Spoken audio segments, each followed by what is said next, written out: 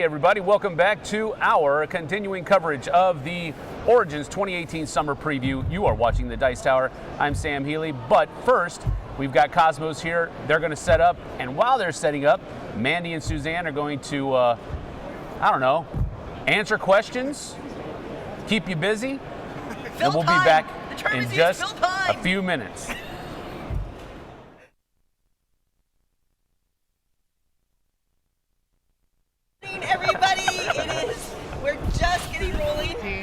And we are having the lovely setup technical stuff happening while they're setting up for Thames Kosmos. I'm Suzanne Sheldon here with Mandy Hutchinson. Welcome back, everyone. My beloved podcasting partner. And welcome to the stream. We're really glad to have you here. We've got another really full lineup of publishers that we're going to be interviewing today. Mm-hmm. And there's no sound on Sam? Oh, no, I think it's good. No, it's good. And the mic's working. Yeah. Look at that. We're rolling. So we're going to start off with Cosmos, which I'm really excited about. 15 seconds in the Oh, okay. So we didn't realize. In the past. We are now in the future, present. Yeah. Cosmos is one of my favorite publishers. They Me too. publish all those exit games that I'm a huge fan of. Drop it. I was going to say something, but never mind. I've been killing it. It's great. I know. I was going to be like, drop it. I've been dropping it. It's great. No. Yeah, that was bad.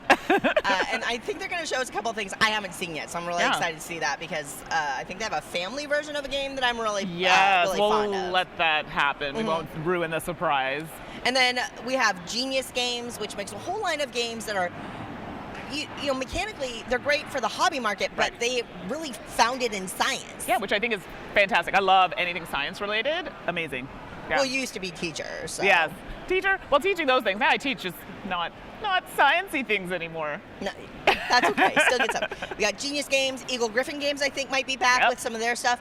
Red Raven Games is going to be on with Ryan Lockett, which you know, to show off all their new stuff. I'm hoping he's bringing a game called Haven. Yes. I thought that was coming to Kickstarter. I heard that's changed. Oh, really? Yeah. I didn't know, so we'll find out. Okay, yeah. I'm excited to hear what happens with that. That's a two-player game designed by Alf Siegert, and the art looks beautiful. I actually saw it 2.5 years ago at Gamma. Oh, wow. Okay. Like in very early prototype form. And it's so much fun to see games evolve from early prototype to finished product, especially from Red Raven, because everything they do is gorgeous. It's beautiful, exactly. Let's see, WizKids is going to be up today. Yep. Which is going to be fun. I think, you know, WizKids hired Zev Schlesinger a while ago. Yeah. You know, from Z-Man Games, and I love what he's doing there with their product line. I think the games are getting, for my taste in games, the games are more and more interesting and compelling to me, which I think is great. And I think you're really seeing Zev's influence. We've got NSPN Games, which I think who's doing that already? There's something that was on the podcast. I had a game from them on the list. Well, is it the Teotihuacan? No. Dice Settlers? Dice Settlers, yes. So I think they're going to be showing Teotihuacan, though, is the follow-up to Zolkin. I haven't played Zolkin. Just throwing it out there. So I'm hoping. I know. That's okay. It's hard to play all the games, but Zolkin is it appeals really to me. cool. Oh, it looks cool, and I want to try it. And I heard it's tough. I think you just have to get used to the mechanism of the gears and understanding the timing of how everything. But it's very clever, and for people who enjoy that, I think it's a really fun game. Okay. So the idea of a follow-up, I think, is really exciting to any of the gamers who've loved Zolkin. To have kind of a true follow-up is really exciting. So NSCAN will be showing that. Right. Let's see, who else do we have? Brain Games. Okay. Which you had one of their games on your top, not your top 10. Not a top 10 anticipated list. Now, is that the Ice Cool 2? Is that them? Yes. Okay. Exactly. And I don't even like dexterity games, but that one was so fun with the little penguins. I'm excited. Sorry about the audio. We're just getting set up. I think they're almost ready, too, so. Okay. Oh, okay. I think they're ready. Oh, well, there you go. So sorry about the mic issue, but let's go look at Cosmos and all their new goodies.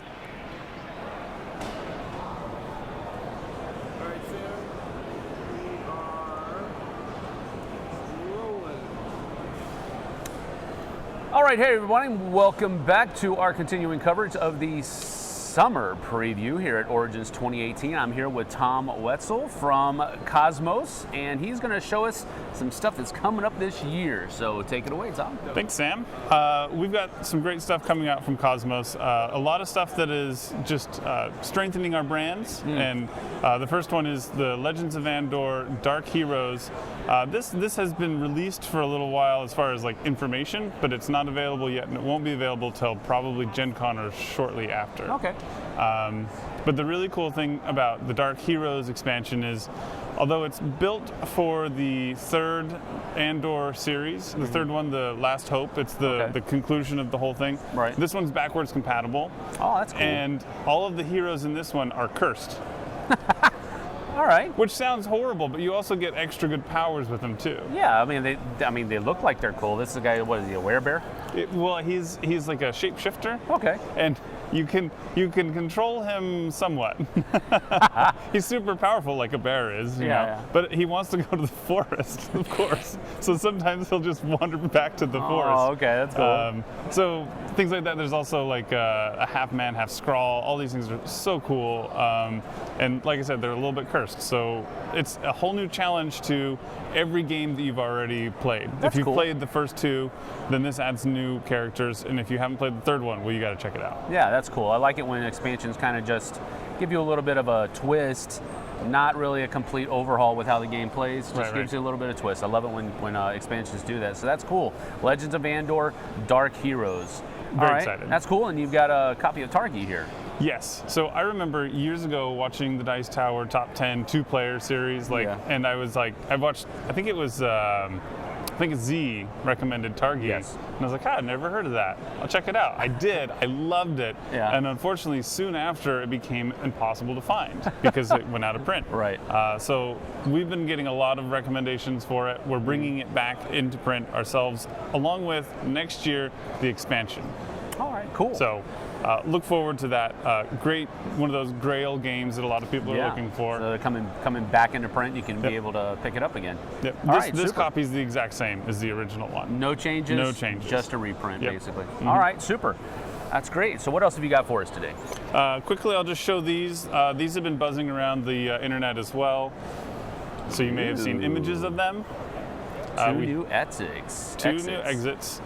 So the Sinister Mansion is a little bit easier. Oh, I brought the wrong two, actually. So the Sunken Treasure is the one that's coming out that's a little bit easier. Okay. The Dead Man on the Orient Express, also coming out right now, is Looks like quite it's a bit harder. It looks like it's harder, yeah. Yeah, That's cool. No spoilers, but the Dead Man on the Orient Express, well, they all have a little bit of a twist, a little bit of a trick to them, right? Sure, yeah. I really like this one. The Sunken Treasure is great too. It has one of my favorite single riddles, of all time. But this has a whole, that's all I'm going to say. Yeah, you got to be careful with these. Yeah. Because we don't want to give spoilers. But okay, so we've got one that's called the what was the one that you? Sunken Treasure. The Sunken Treasure, and then you also have Dead Man on the Orient Express. Yep. Both coming out from Exit, the game. All right, cool. And you've got a couple others over here. I'll bring these both out at the same time, but they're not related, obviously. All right. Word Slam Family is going to be great. It's the same game as Word Slam, only the words are family friendly, but they're kind of family friendly in the original one. This is just a smaller box, smaller price point. It's going to be $15, and it's got a different mechanism for choosing your next word. So there's no dice, there's no timer. Okay. It's all kind of the same game with a new way to do it. Okay. Yeah. All right, that's cool. That's Word Slam Family. When is this going to be available? That's going to be available also Gen Con time. Gen Con time around that. You said about a $15 price point? Yeah. All right, that's really cool. That's great. Really cool. And what is this? Well, this is what I am currently most excited about. It's Lost Cities Rivals, and we just got word that we're going to be the first to release it in the world. Like, it's going to come to the U.S. first. That's cool. Which is awesome. That's also kind of backwards, but right. Yeah, but that's all right. That's cool. I don't know why, but so we're going to actually have it very first sneak peek of Lost Cities Rival at Gen Con. Not to purchase, but we're going to have copies there to demo. Okay. So what, I mean, of course it's got the Lost Cities brand on it. Mm-hmm. What is it all about? So that's probably what I'm most excited about, right, is that this brings the same mechanism of putting, like, you've got in the card game, you've got a hand of cards and you're putting them down in sequence, and it's always that give and take with, like, what do you want to give up to your competitor, right? Or what do you want to, like, have take up space in your hand. This, it takes away the hand mechanism, so you don't have any cards in your hand. You have a pool of cards that you're auctioning for. Okay. And then once you've acquired them, they go into your expeditions, your tableau, that you're trying to build up in sequential order. So it's got some really cool mechanisms that make it a really tight economy. You're never going to want to spend too much on any one hand, which makes it. But then you also get your money back. So there's it's one of those games. I mean, Lost Cities, in my opinion, I feel like if you explain it to someone, they're just going to say, well, what's the point? Like, where's the game in that? And then when you play it once or twice or 3 times, understand it, right, and you're like, oh, I get it now. Yeah. This is going to have that same kind of reward for a completely different. So what kind of auctioning is it going to be? Is it going to be like a blind bidding, or is it open it up and? Here we go. Okay. So this is just an empty box. Yeah. That's cool. And you can see from this. First of all, it's 2 to 4 players, which is really nice. Yeah, that's cool. So 4 players can play, and on your turn, you decide if you're going to reveal a new card to add to the stockpile, or you're going to start a bid. Okay. And when I first read this, I thought it's going to be a little bit like Raw, which is another great Knizia game and an auction game. Yeah. I thought it was going to feel the same, which was great by me. But it's actually a completely different feel because, okay, so you start the auction, and it goes around until everyone kind of bows out. Highest bidder pays, everyone else takes their money back. Okay, that's cool. All right, I like that. Yep. And if you've won the auction, you can do a couple of things with those cards. You can take them all into your deck or into your tableau, or you can just discard one of them out of the game entirely, which is a little bit mean if you're trying, right? Like if you know someone else is going for those yellows and you're like, I don't want it, but you can't have it. Yeah, that's true. So that's really cool. So same box size as the Word Slam. This is going to be $15 as well. Both of them. Well, all right. Yeah, each. $15. Yeah, of each. course, of course. All right. So when is this going to be coming to? I believe did you say Gen Con? You're going to be demoing it? Yes. Okay, and then after that? After that, it's going to be probably a couple weeks before we get them in the retail stores. Okay. Yeah. So that's pretty close to a release of Gen Con, but not really. Yeah. All right, very cool. So you've got a lot of neat stuff here. I'll bring some of it back just so you can see everything that you showed. The Dark Heroes expansion for Legends of Andor, a couple of Exit, the games, and the re-release of Targi. All right, well, thank you, Tom, for stopping by. We appreciate it. Thanks, Z. You guys go ahead and just keep your eye out for these things. Looks really neat. We're going to go ahead and get on out of here and get ready for our next one. We thank you for joining us. We'll see you on the flip side. All right, if you can leave your... All right, everyone. So excited to see or have a little Q&A with Thames and Kosmos. I know I've gotten a lot of their games recently. Some of you haven't played. That's why I was like, oh my gosh, Lost Cities has an expansion. I haven't played the original one. So I have a little bit of catching up to do. I'm noticing in the chat that people are talking about a lot of the Exit games. I've played one, and it went very badly because we played it at, I think it was 2 in the morning. So it took way longer than it should have. So, hopefully I can get through them and do much better in the easier one that they had suggested. So if you have questions, put them in the chat. All right. Hello. How are you? Doing well. How are you? Good. So this is for you. Oh. I know, I always forget to give people the microphone. And you can get a little bit closer in here. Sure. There we go, so we can see you on screen. All right.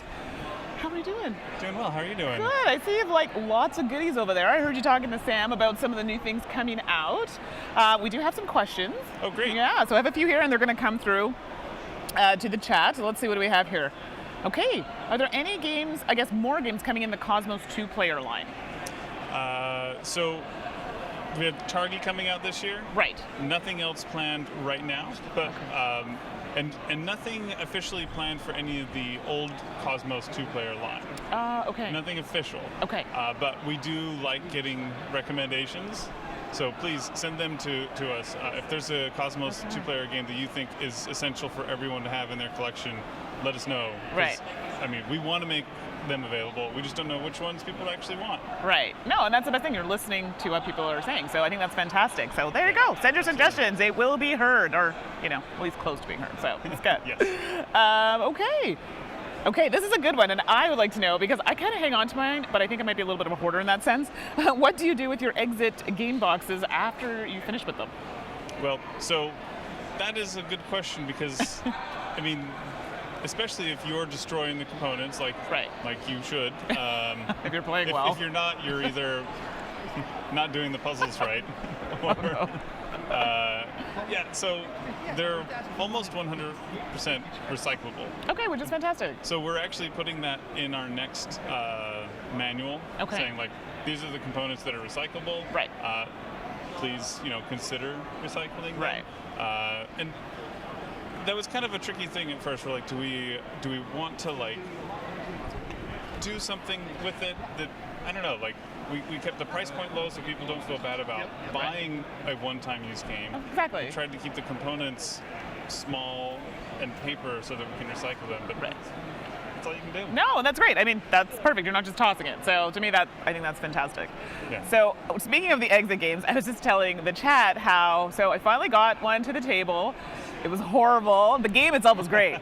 I performed horribly in the game. Now, we also decided to play at 2 in the morning, so that might not have been wise.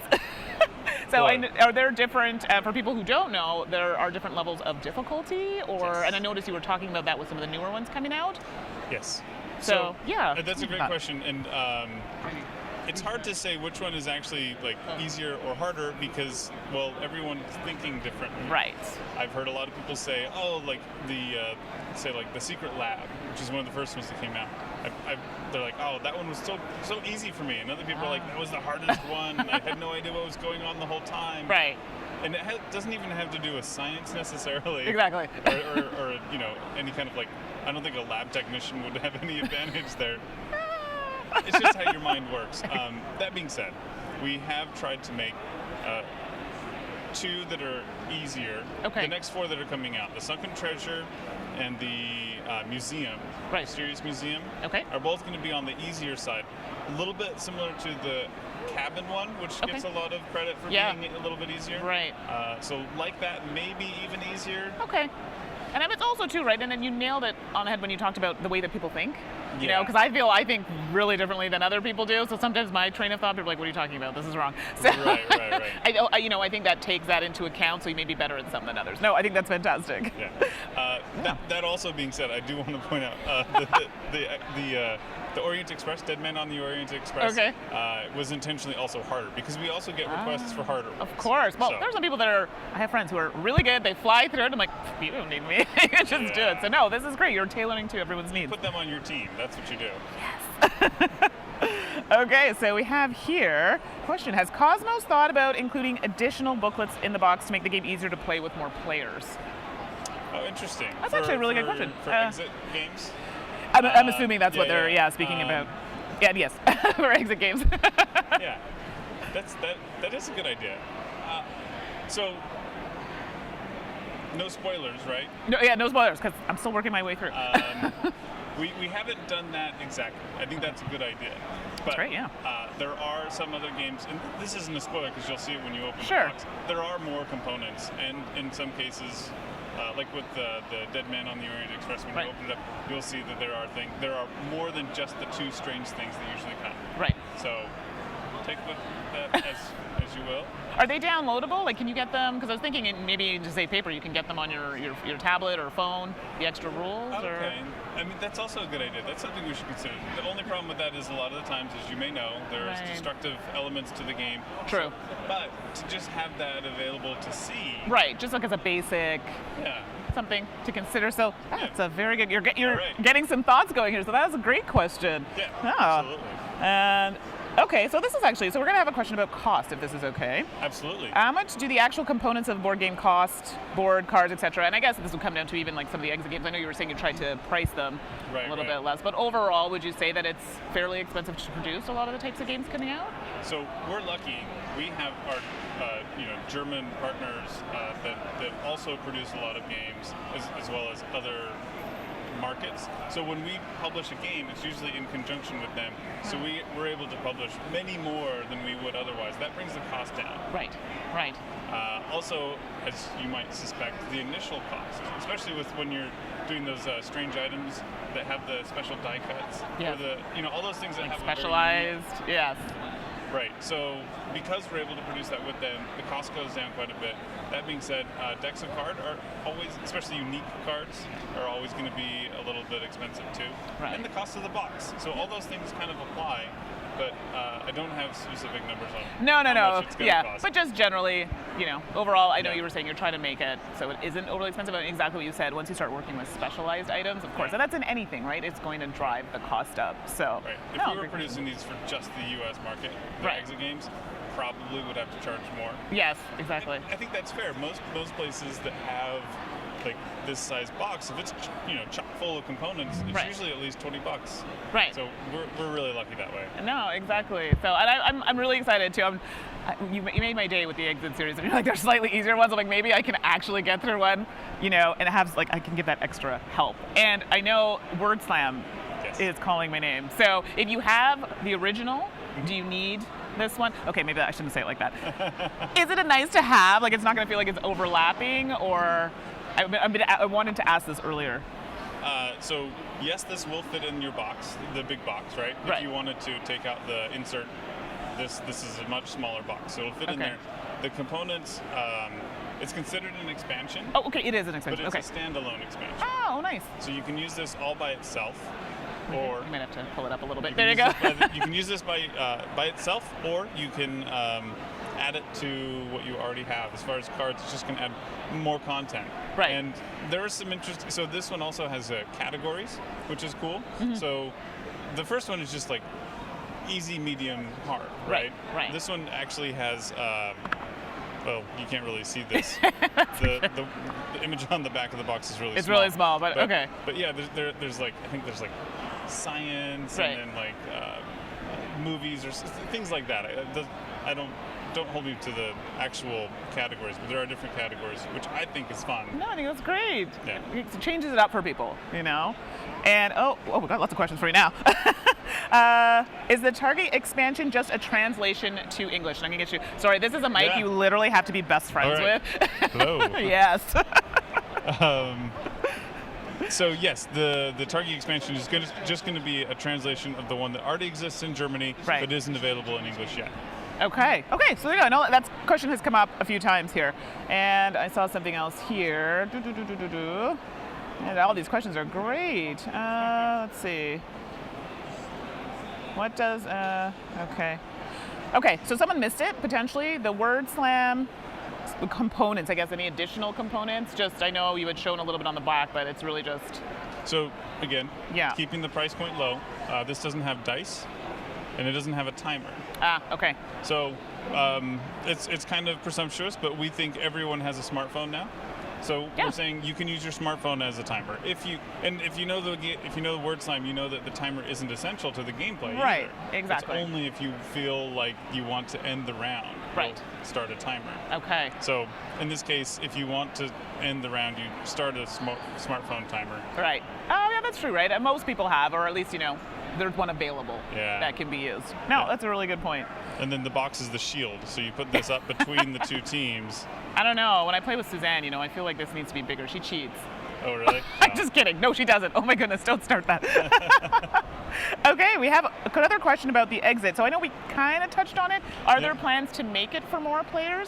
I know they have some that go to 6, if I'm not mistaken. 1 to 6, or the first series that we published, we put that you can play from 1 to 6 because we thought that was a reasonable number of players. Yeah. But we got feedback from people saying that it was best at 4. And we only want the best, right? Right, so of course. we changed the number on that and everyone going forward to say 1 to 4. Okay. So you can really play with as many people as you want. Right. but people say 4 is best, so that's what we're put on the box. I would think when you have more people that it would make it longer potentially, just because you've got so many hands in the pot. Sort of. I don't know. Yeah, But- I mean, I usually play with 3 to 4 players, and Okay. I haven't played one by myself. I'm too embarrassed to try. What? I feel like I'll totally fail. I always rely on someone else to catch that little thing that I missed. Did you not hear my story? I was terrible. I was dragging the team down, so trust me, I think you would be fine. Play with me. It'll make you feel better. Oh, that's so great. I can see that people are really excited about exit games. And I had not, I'd done exit rooms and things like that, but I had never played the games until, Cosmos was like, hey, you should try this. And then Eric loves them. Eric Summer, Yes. oh my goodness, as soon as they come out, he is like making a beeline for the booth. So I'm excited to see that that's coming out. And Andor, Legends of Andor, I haven't played it yet. It's on my shelf. It's in my queue to be played. And I know a lot of people say really good things about it. Quickly, before we wrap it up, what does this add to the base? Because I haven't played, just in a quick summary. That is probably the best thing about this expansion. It is backwards compatible with the base game, as well as all of the new stuff that's coming out. And I can't emphasize this enough. This is the biggest change to the game in that it gives you these cursed heroes. It's really cool, but it doesn't actually change. If you're familiar with the game, you'll pick this right up. It's no problem because your action selections are still the same. It's just these guys have different abilities and curses. Okay. That's all I can really say, except it's a lot of fun. Okay, I'm excited to try it. That makes me want to do it even more. So quick. What's your favorite that's come out? And then you're going to give me all your information where people can contact you. Ooh, my favorite that's coming out. Really excited for Lost Cities just because I'm such a big fan of Lost Cities. The Lost Cities rival is that's a hard call. I can't, because now I'm looking at these other games and I'm like, I can't say I love Andor as well. So we won't put you on the spot too much more. Right. Maybe, we'll revisit that another time potentially. So where can people get a hold of you if they need information or just Cosmos in general, Thames and Cosmos in general? Yeah, so if you want to contact us with suggestions, like some that you've given today, which are great, or if you just want to, ask us about what's coming out, contact at thamesandcosmos.com. So, quick clarification, Thames and Kosmos is the company name. Kosmos is the board game line within Thames and Kosmos. So all spelled out, Thames and A-N-D Kosmos with a K. Perfect. Thank you so much. We are now going to head over to Sam and have a chat with USAopoly. Thanks so much for joining us.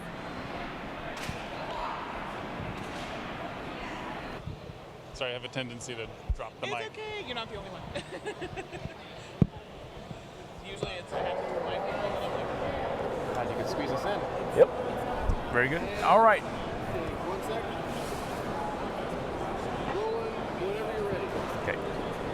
Hey everybody, welcome back to our continuing coverage here at Origins 2018 Summer Preview. You're watching the Dice Tower. I'm Sam, and I have here Andrew from USAopoly. Thanks for joining us. Thanks for having me. And he's got a pretty cool looking game here. A gemstone mining game. Yes, for Snow White and the Seven Dwarves, that's the right. Disney classic that everyone knows and loves, hopefully very familiar with. Very, very much so, yeah. Sorry guys, I'm going to have to stop you. Your microphone is not pointing at you. Okay. You want to adjust me?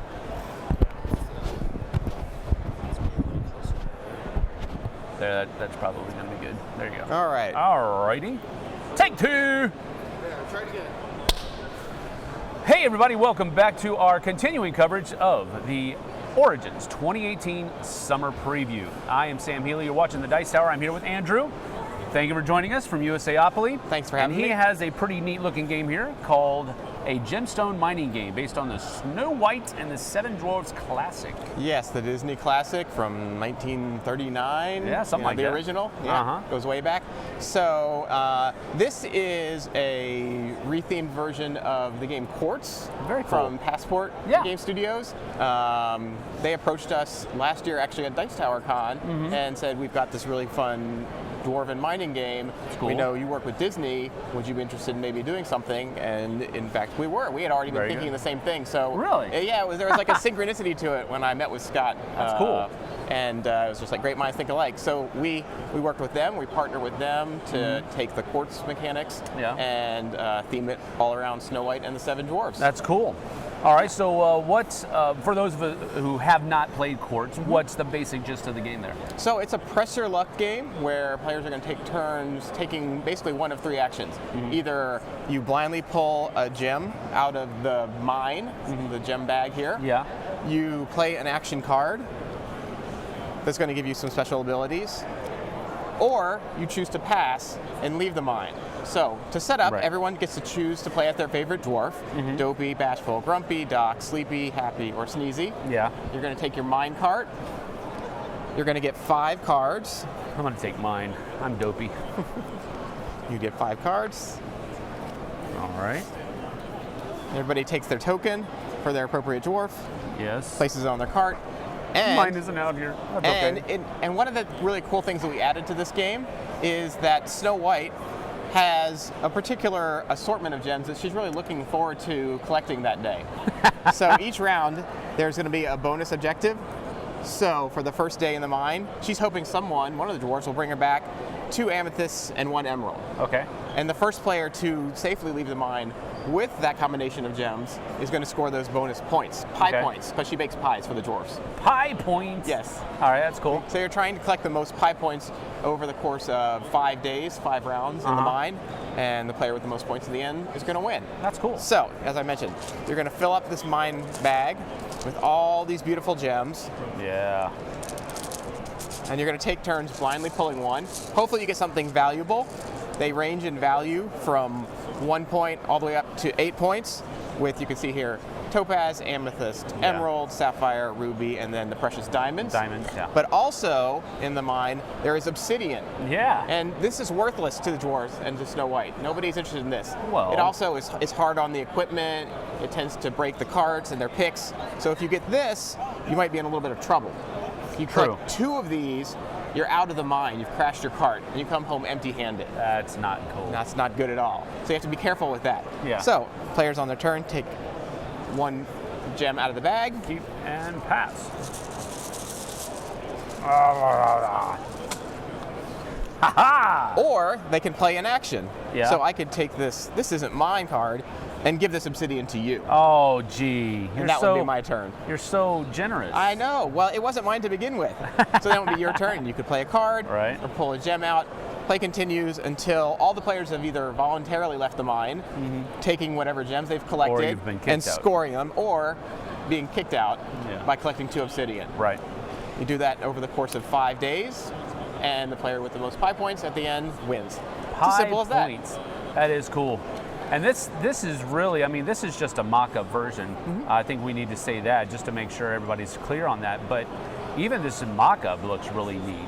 Thank you. And the artwork is, of course, the Disney classic artwork. And I like the different etchings, I guess you could say, that are around the card that make the cards look a little bit more dressed up. So that's cool as well.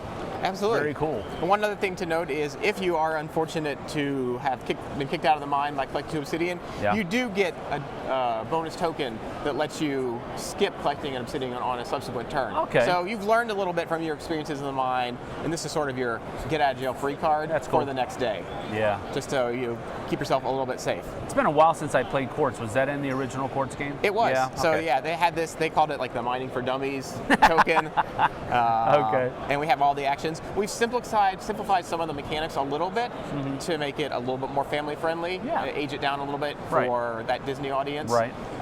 But we've also added the player count up to 7, of course, for the 7 dwarves. So the original game only played up to 5. Yeah, okay, that's cool. And then, of course, we added the Snow White objectives as well. So put a couple little fun tweaks on the gameplay. But if you've never played it before, it's a really fun and simple pressure luck kind of bag pulling game. Yeah, absolutely. At its core, so it's great for families. It's really fun and engaging.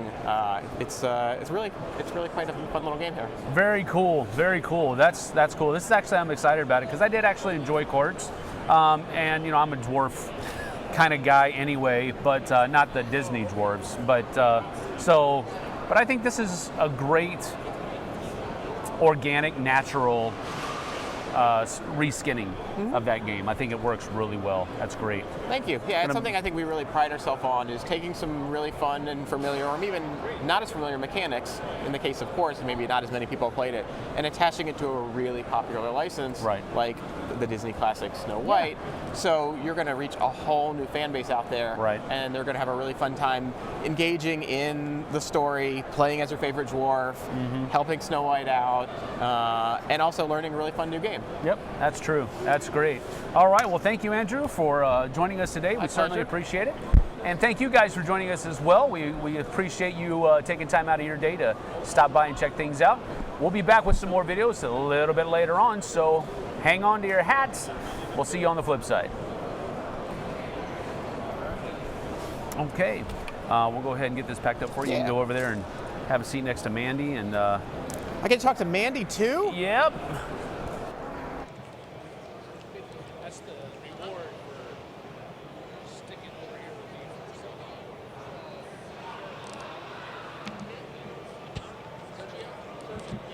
long. Me? Oh my goodness. Wow. I was so busy chatting with Kosmos, I realized more Q&A from USAopoly, and I peeked over and I saw Snow White and I saw some characters that make me very happy. So I see that questions are coming in. Thank you. You all are doing your job in the chat. So yeah, I actually didn't know much about this game until I saw the cover. And I know I had seen some people talk about it, but in the chat, it seems like people are very familiar with this. So I'm really excited to see. Oh, you guys are amazing. You're doing my job for me. So many good questions. Okay, so I think we have USAopoly. We have Andrew popping over shortly. Well, hello, sir. Good morning. I'll get you to have a seat. And this is your best friend. Your best friend, and you are very close. So you're going to have to hold this very close. Hi. Yes. Hello. The chat will appreciate it. That wasn't creepy at all. No, not at all. So, Andrew, what have you had? I got a little bit of the chat. I'm sorry, I was chatting with Thames and Kosmos. Well, they had a lot of exciting stuff I saw. I know. I get I saw so excited. Targi. I love Targi. Do you? It's a good one, right? It's a really good two-player game. But that's not what we're here to talk about. No, we are here to talk about Gemstone Mining Game and any other USAopoly games that you want to talk about. We do have some questions. So you know what? The chat has been great. They are doing my job for me. Excellent. So. Bring it on. All right. So for Snow White, is it text-driven? How easy is it to understand the cards? And I guess they're relating this to younger age players. Sure. So there is a little bit of text on the cards, but the directives are pretty straightforward, and there are some icons to kind of help reinforce what they do. Okay. They like kind of have images of the gems and so how they're going to be traded back and forth, what you're going to do with them. Right. So for a younger audience, there's a little bit of reading, but I don't think it's anything that anyone, even like 6-8 years old, should have any problem wrapping their head around. Okay. And the other nice thing about the game is you can play without the cards. You can just play with the bag pulling mechanic. As simple as that. Like it's a simplified version of the game, but it totally holds up. It works. You're just pulling out of the bag, you're pressing your luck, you're deciding how far you want to go. You get some bonuses along the way. And that's a great way to introduce younger audiences to the game. And then maybe as they get a little bit older, or you kind of explain how some of the cards work, you can add those in. See, I like games that are adaptable, and I find that USAopoly does this, like with Harry Potter. You know, you can start with the first 1, 2, or just go straight to 3 if you're familiar with it. So that's fantastic, especially when you have younger children. So great question. So release date. Someone is asking, they might have missed it. So the release date. Oh, I don't think we announced it on the stream. No, we should have. This will be available next month. Okay. I don't know the exact time. I know it's the finalizing production, and it'll be shipping very soon. So I would anticipate by the end of July, this will be available, and we will have it for purchase at Gen Con. Oh, okay. This is great. So it's soon. Yes. Okay. All right. So someone is asking about what other games did USAopoly bring to Origins? Was this I guess this is the newest or biggest one, right? For this right now? This is the newest one. We just have this as this is our demo copy, so we're just showing it off. Right. We're featuring Thanos Rising, of course, which hopefully everyone has had a chance to play. I have played. I've talked about it with Tom on the podcast. Suzanne hasn't played it yet, so I want to get her to see it so we can have a discussion. You actually played it with us. I think we were close to winning. I think so. We were close. We were. We just had to end the game a bit early, so we didn't quite finish, but I enjoyed it. And I will be honest, I am not, usually when I see an IP game, I kind of go, I don't know. I enjoyed it a lot, actually. So, Thank you. Well done. Thank you very much. Yeah, I'm hearing that a lot. People, and understandably, because there have been some not so great IP games in the past. You gotta be straightforward about it. But people seem to be very excited about the game, and they really feel like it embraces the story and the characters and the thematic elements really in a fun and engaging way. So, yeah, we've been really very excited about its performance, its success, and the response from the fans. Absolutely. 'Cause I've heard very positive things overall. Wonderful. So we also have our Deadpool party game, Deadpool versus the World. Someone actually is asking about that, yeah. Yep, we have that here as well. And that's a really easy, fun, light, social, engaging party game. It's a little bit for a more mature audience, but what's the nice thing about the game is that you get an illustration as a prompt, and everyone submits a caption to explain what Deadpool is doing. Okay. And it's all these outlandish scenarios. And one of the nice things about the game is that it can skew to a younger or older audience depending on how they want to craft the content. Right. Because the caption cards are dry erase and players fill in their answers. Mm-hmm. So if you want to be a little bit more edgy like Deadpool tends to be, you can. But if you want to play it with a younger audience, you can do that as well. Okay. Okay, this is great. Yeah, because that was my worry, because it's Deadpool.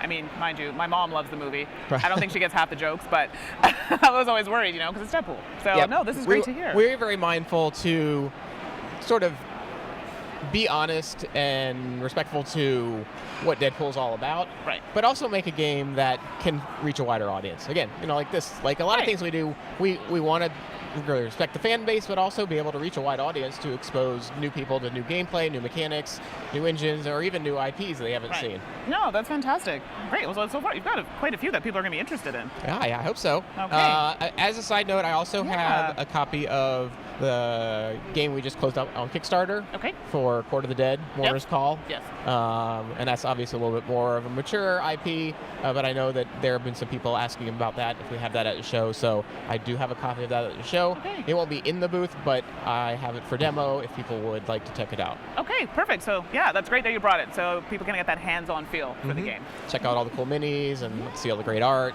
People love minis, so that's important. It turns out they do. I actually like minis, so I can't say anything about that. Oh, me too.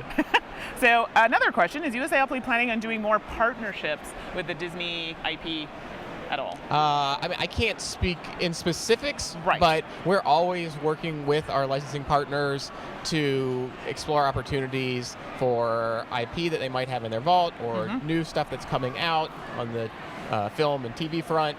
And just trying to follow the pop culture trends and make some really fun games for the fans.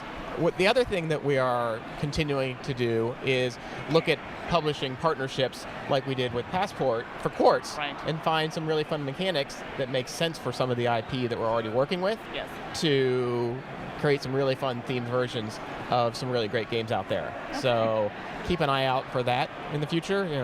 Nothing I can share now, but we know we're definitely keeping our eye out for what's popular out there and what do we think we could really create some fun mashups with. Okay, yeah, Disney seems to be the theme here, so this is why I had to ask. Absolutely, yes. We have some fun Disney stuff planned for the years to come. Okay, so basically we love our partnership. Keep your ears out for that. Any digital games coming out from USAopoly? We aren't really working in the digital game space right now. We are always keeping an eye on it and exploring the options, but right now we really like to bring people to the table and bring people together. Okay. So that's our focus. Amazing. Yeah, exactly. Yeah. Very cool. So I think we can take one more question because we got to head over, but Ghostbusters. Ghostbusters. Do they have any other deck builders in the works? Is this something that you are planning at looking at all? Doing a deck building game for Ghostbusters? Yeah. That's not something that's really been on our radar. Right. I know other publishers have looked at it. I know that there have been some other publishers that have worked with Ghostbusters in the past, and I think there might be some stuff coming in the future. It's not one we have on the schedule right now. Okay. I will share that and we announced this earlier in the year, but we haven't shared too many details about it. In terms of deck builders, we are releasing a standalone sort of expansion, but it is a standalone game for Hogwarts Battle that we're calling Hogwarts Battle Dueling Club, and it's a 2-player competitive deck building game. So it uses all the familiar mechanics from Hogwarts Battle, but puts you in the role of students learning to duel in a dueling club in a competitive environment. It's still a deck builder. You're trying to stun your opponent instead of working to defeat villains. Oh, see, I love that. And I actually have a wand at home, so I can, use it while I play, maybe. So for fans of Hogwarts Battle or fans of deck builders out there, check out Dueling Club. We will have that to preview and run some demos for, hopefully at Gen Con. Fantastic. Okay, I'm looking forward to that. So amazing. It's really fun. Thank you in the chat for all of your wonderful questions. Where can people reach you, or if they want to get more information about USAopoly, where can they do that? They can check out our website, and we're on Facebook and Twitter and Instagram. And if you're at the show, we're booth 1107. So stop by and see us. We've got promos. We've got Thanos. We've got Deadpool. We've got a bunch of fun stuff in the works. So yeah, we're on all the social. Just search for USAopoly. You'll find us there. Amazing. Thank you so much, Andrew. We're going to head over to Sam and look at Leader Games and see what they have to offer. See you soon. Bye.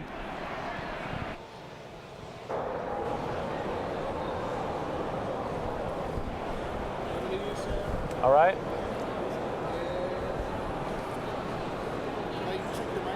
Hello, hello, hello.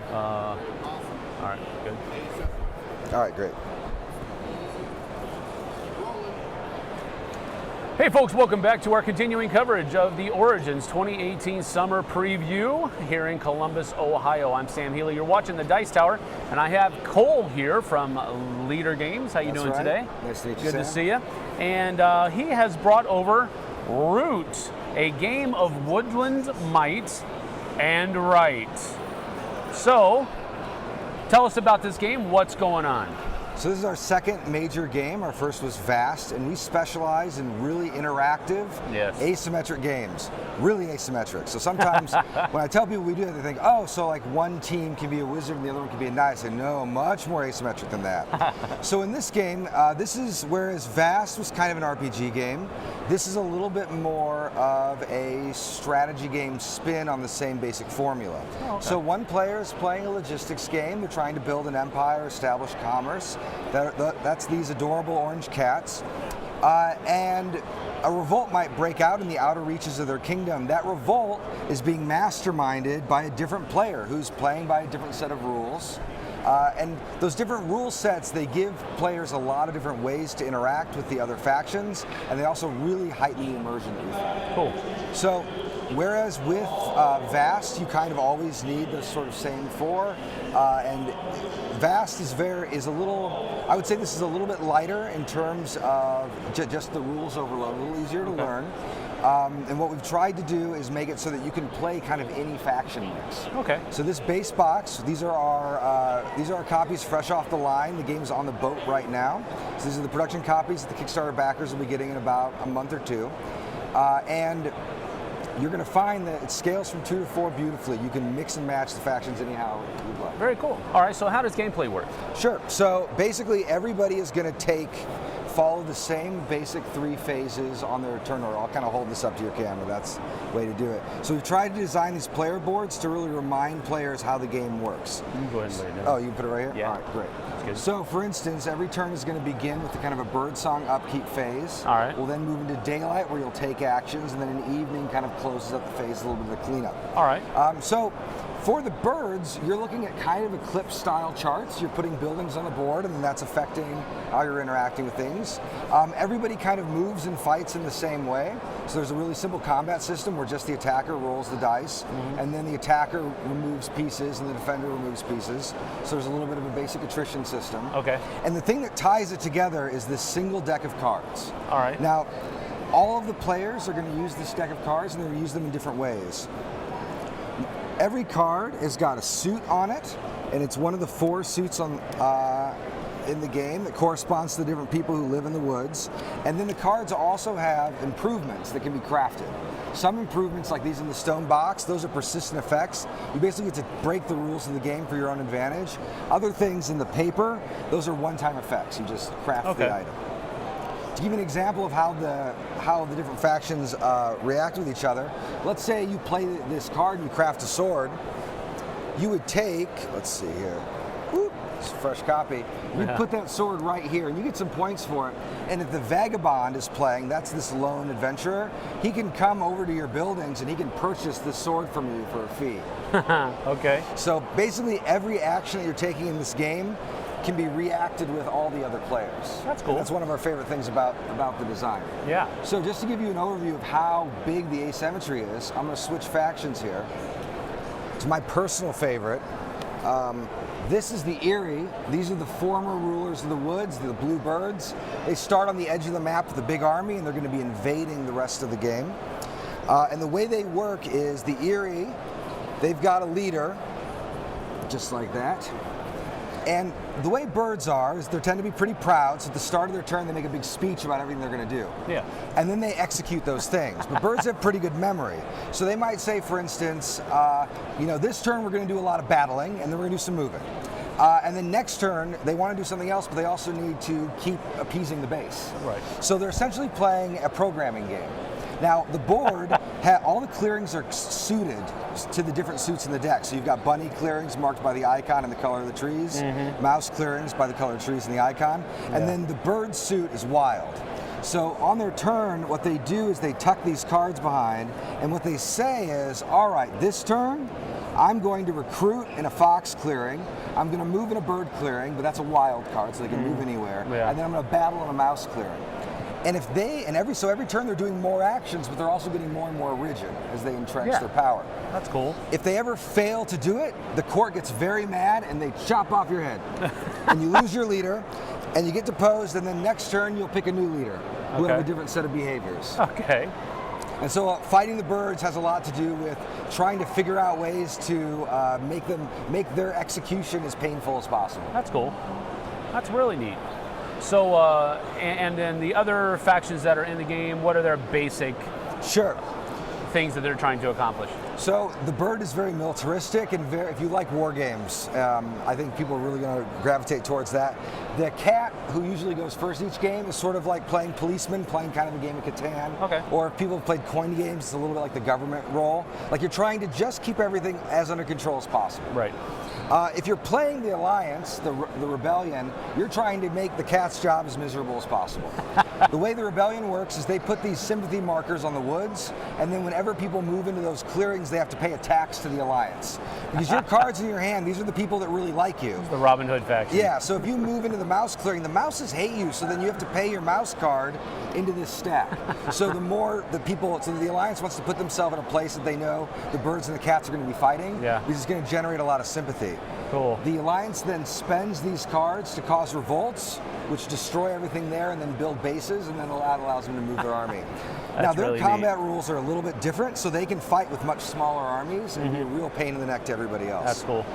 Guerrilla tactics. Yes. The last role is the Vagabond, which is, I think, Patrick, our publisher, it's definitely his favorite role. This is the only one he'd play if he had his way. So the Vagabond collects items from all the other factions. I don't know where that sword went off to.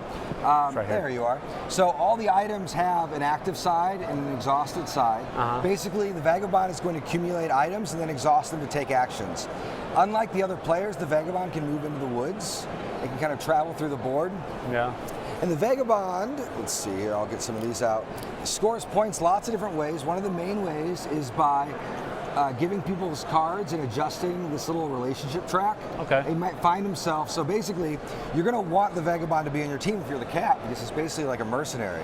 But if he starts getting too popular, if he reaches this allied stage, the Vagabond can lead the cat's armies around as if they were his own, because he's charismatic. So the cat could turn on him and force him to a hostile status, which makes the Vagabond, basically puts him in a kind of exile. The Vagabond also can get points by completing these quest cards. All the art, I should say, was hand-drawn by our staff artist, Kyle Farron. Almost every piece of art in the game is unique, and so there's just an outrageous amount of art. That's cool. And we try to do our best to put doodles. Here's the rule books. We've got little doodles hiding in the corners and things like that. That's cool. We're really happy with how it turned out. That's great. So this is a production copy. This is what the Kickstarter backers are going to be getting. When can people expect, or will they be in stores? Sure. So the game will be in stores. We are really hoping to release at Gen Con. Okay. And so the retail release will probably be kind of the following month. Okay. So we're shooting for a retail release of September. Kickstarter backers will get a copy of the expansion. The expansion adds 3 factions. It adds an otter merchant faction, a lizard cult, and then another vagabond, so you can play double vagabond games. Okay. It also adds a solo and a co-op mode with a bot. Backers are going to get that expansion completely for free. The expansion will likely not get a full retail release. You'll be able to buy it direct from us, though. Oh, okay. All right. So what's the price point on this? This is $60, and it gets everything you see here, plus a bunch of other wooden pieces that are off camera. The expansion will retail for probably $40, $45. 40 to 45. Yeah. All right.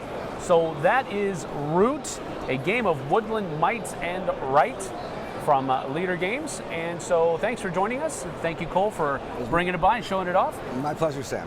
And we're going to go ahead and kick Cole over to the Q&A, but we are going to be back later with more companies, more games. So stay tuned, folks. We'll see you on the flip side. Cool. Your name, first and last name. Cole Worley.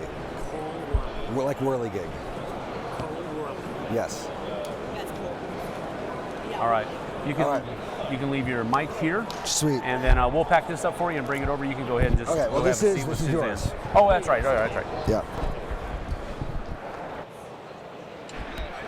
I'm live. Hello, everybody. Cole's gonna make his way over here and answer questions.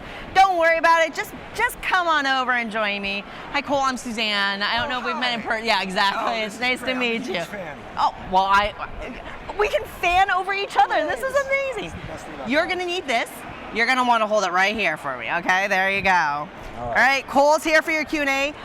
The questions have been rolling in. Oh, goodness. So let's get going. First of all, who's the artist? The artist of Root is Kyle Farron. He's our staff artist, and he's fabulous. So gorgeous. Oh my gosh. Okay, so I should really emphasize this. This is a little behind the curtain stuff.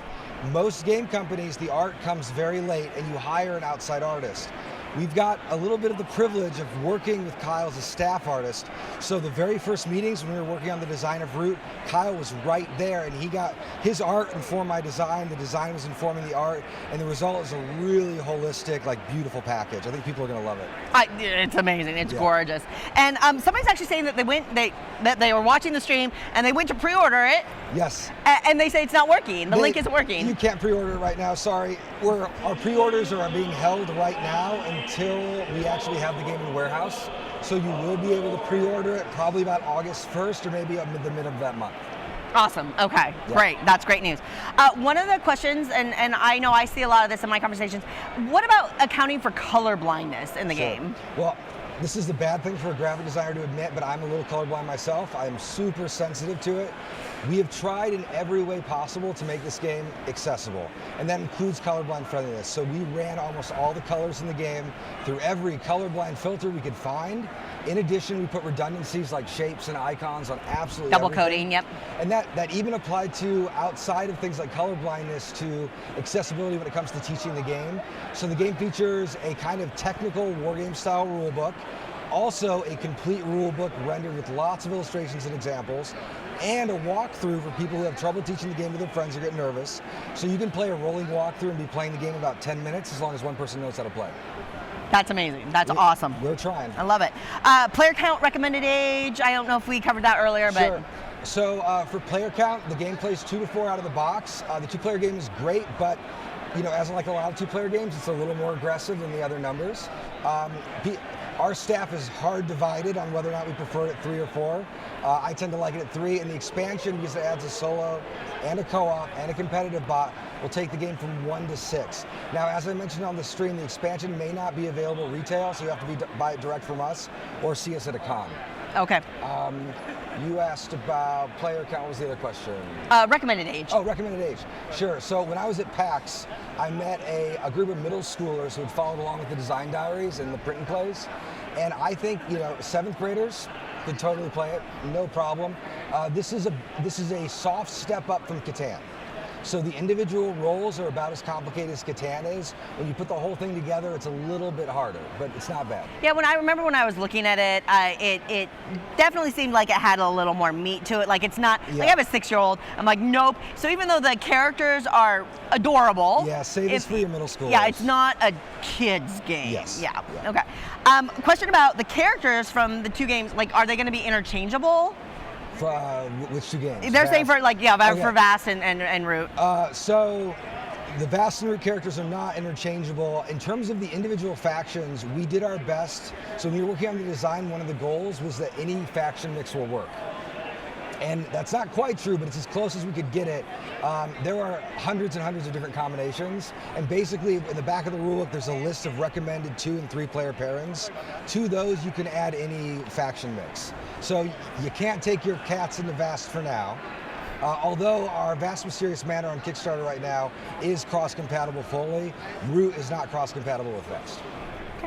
So a couple questions about availability. So somebody's asking about when you think Kickstarter backers might start seeing shipping, and then somebody's asking, okay, then when will retail start seeing it? Sure. So we just talked to the factory yesterday. It is going on the boat right now, which means that we'll have it in probably a month, which means if we're able to ship it out to backers before Gen Con, we will release at Gen Con, and that's the hope. We're all rushing for it. And then usually it will take about 4 weeks after that before it starts popping up in retailers. Some retailers were able to directly order Root from us. We just had that as an option. So they'll probably get it a little bit sooner, but I would guess that by September, your game store is going to have a copy. I will emphasize again, though, the expansion, basically demand for the expansion was way higher than we thought it was, so we are very low on copies. So we will probably just be selling it direct. Yeah, I mean, the solo like that, I think you're seeing that. I think having the solo in there really makes it appealing. I'm just seeing so many more hobby game players really loving being able to yank it out on their own. Yes. And so I'm not surprised to hear that demand's there. It was something that we just didn't anticipate, and I'm sure that if everything goes well, we'll do another print of it. I hope so. I hope so too. And then, I mean, I know this is all very focused on things like Root and Vast, but what's next? Oh my goodness. I mean, I know you're working on it. Yeah, I've got all kinds of projects that are in play. So, just speaking from Leader Games, we are working on an anti-legacy game that I've been poking on. We've got a big adventure game coming up. Oh, what legacy game? What? That's all I'm going to say. People can look at the transcript. It's crazy. It's super crazy. It's the first time I've ever been secretive about a project in my life. The main thing we're doing right now in studios, we're working on Mysterious Manor. I'm serving as that game's developer. It has been a total blast. I think a lot of people who loved Vast are going to find another big box of stuff to love. And the people who felt like Vast was maybe a little too complicated, a little too hard to get to the table, are going to find so much to like in Mysterious Manor. We are demoing it all at Origins. The response from reviewers has been great, and I really recommend people check out Vast and Mysterious Manor on Kickstarter right now. And if you are at Origins, you can swing by and actually try it. Oh yes, please come by our booth. You can admire the Root meeples, which are adorable. Just don't eat them. Oh, I want to go. I want to go see them. Yeah, they look like candy. Do not eat them. They're really cute though. And we've got lots of other cool things to do. And the main thing is we're running Vast demos all day, and it's a total blast. We're looking forward to seeing everybody. Yeah, I'm gonna have to make sure I go and stop by. So how many times have you been to Origins? This is my first Origins. Are you an old pro at Origins? No, my first Origins was last year, right before I got hired by Leader. And I went as a fan, as someone who had been designing and was trying to maybe get in the industry. So this has been a very different experience. You can imagine a lot's changed in the last year. Holy cow, that's amazing. Well, I want to say thank you so much for joining us, Cole. It's so great to hang out with you. Absolutely. I'm looking forward to it. And thanks, everybody. We've got another live stream with one of my favorites coming up with Red Raven, so we'll take you over there. All right, thank you. Thank you so much. Yeah, of course. So nice to meet you. It's amazing. I didn't realize that, like, last week, isn't that funny how quickly Oh, yeah. Hello, test. Check. Hello.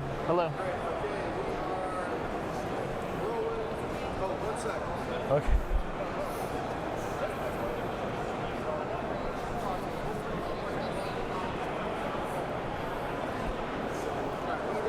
All right. Hey folks, welcome back to our ongoing covers of the Origins Summer Preview 2018. I'm Mark and I'm here with Ryan from Red Raven Games. What have you brought to show us? Hey, I've got Megaland here. So, this is a Target exclusive, right? Yeah, that's right. So, show it. Tell us about this game. Yeah, so, well, first let me say it'll be out on July 30th. Oh, okay. Now, this is a light push your luck game. Okay. And so in the game, you got to pick one of these characters. All right. These crazy characters. You got like a cat and a frog. Yeah, these are awesome. Yeah, the crazy guy. Yeah. And then a frog. You'll go on. So it's lightly inspired by sort of my love of video games. Oh, okay. Yeah. So the idea is you're going to go out on these different levels. So you can see that on the back of these cards, this is sort of like a little map where it shows like the different levels you're going to. And so you'll place these out, and you have to decide how long you're going to stay. So every time you place a new level out, you'll draw a card and get a different treasure. Okay. Nice. And now everybody has in the game. You start with 4 hearts. So you see this awesome. You wanted to talk about. We got to talk about the insert because I am an insert guy, and this is awesome. Not only do you have a great insert for organization, but you have trays as part of the insert for the cards. Yeah, this is great. This is awesome. a game trays design. So. Yeah, they do amazing work. Yeah, totally. But how was that partnership work with you? Did you work closely with them to design these trays, or how does that work? Yeah, we sent specifications, and they did a great job. Yeah, they did. Making sure that everything fit. It's nice because this little tray, you can put all the coins and the hearts and pass that everything around in the there. table. Yeah. I love stuff like that. Yeah, totally. So, we're excited about that, definitely. Very cool. So yeah, you'll start. These are little heart tokens. So you'll start with 4 of these. Yep. Now every time you draw a new level card, you'll take damage. Oh, we drew the serpent, so that you'll take 3 damage. Now if you lose all your hearts, then you drop everything you picked up on your adventure. Yeah. And are you out of the game, or do you just? So you're out for the round. For the round. Okay. Yeah. And at the end of the round, everybody can buy these buildings. Okay. Now you'll play with different sets like Dominion. You'll have That's cool. Yeah, there's like a basic set of cards you can use, but you can randomize them every time. That's nice. Yep. That's cool. The game is about 20 minutes. Pretty short. That's pretty good. Yeah. And how many players? 2 to 5. 2 to 5. Yep. And is there a story theme around it too? Yeah, I mean, so what's that? Sort of a light story. That's right. It's basically like. I'm all about themes, so let's talk about that. Yeah, so it takes place in Megaland. Okay. And you're trying to collect coin or treasures out in these dangerous levels. Yeah. So you can come back to town and become the most wealthy person to build up Megaland. So everyone's going to be building their own buildings, and the buildings are kind of interesting. That you've got like a cafe. Nice. You can build an arcade. So this is kind of meta, I guess. You're like building games within games. Within games. That's pretty cool. And there's like a bowling alley and like a gym, and this is kind of fun. So this is the soap market. Yeah. And or the soap maker, I mean. And if you have this, then if you ever draw the sludge monster, let's see if I can find Let's him. see that. Oh, that's There's awesome. the sludge monster. Yeah. Okay. Then if you have the soap market, you can ignore the sludge monster and you draw 1 treasure when you encounter it. So like you use the soap on the monster and it disappears. That's awesome. I love it. It's a great little thing. There's a lot of little Easter eggs inside. Yeah, like nice. This giant rabbit. The rabbit. If you have 3 carrots, you can feed it 3 carrots and it'll give you 3 random treasures. Okay. So I like how it looks like an evil rabbit. It's like an evil rabbit with like sharp teeth. With sharp teeth. Look at the pointy teeth. Yeah, that's awesome. Yes. There's one other mechanic I'll just explain real quick. Please. These are jump tokens. Yeah. You can get them at certain places. Like if you get a gym, you get 2 jump tokens because you went and worked out. And then before you draw a card, you can be like, okay, I'm jumping this time. And if it's a monster that's on the ground, you jump over him so you don't get hurt. Okay. Yeah. But if it's flying, like this is a flying eye, if I jumped here, I would jump right into the eye so it wouldn't count. So there's ways to mitigate that damage then. Yeah. That's awesome. Yeah. Cool. All right, so tell us again when it's available. July 30th. 30th and only in Target. At Target. That is fantastic. All right, well, Ryan, thanks for joining us today. I really appreciate it, man. All right, folks, stay tuned for our ongoing coverage. Okay. That's awesome, man. I love the artwork, always. Oh, thank you you. do such a good job. It's amazing. And game trays, man, they're... Oh, yeah. I love putting inserts together, but when publishers like you go the extra mile to do something amazing, major kudos, dude. Thank you. Major kudos. If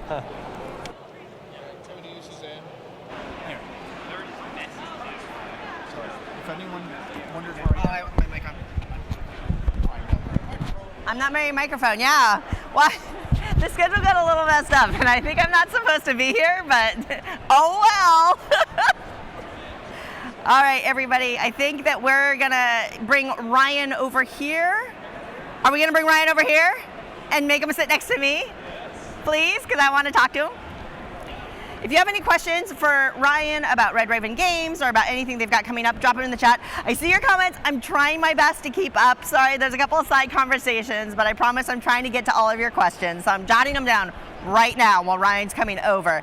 So I saw one about the sleeves here, 8-Minute Empire Legends expansion. Is it similar to Machikoro?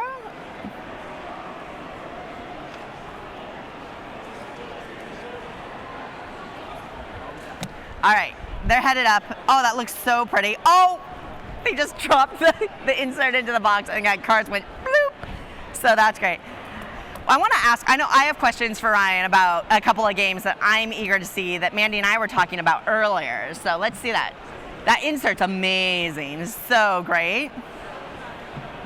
Hey, Ryan. Hey. Welcome. You are going to have to hold this right there. It's directional, and you got to get snuggly with it. Okay. It's good to see you. Good to see you. Welcome. So I have to admit, I had a side conversation going. You were talking about Megaland. Yeah. Right? Your co-design and everything like that, and Target. So one of the first questions that came through was from Europe. Okay. And if they don't have a Target.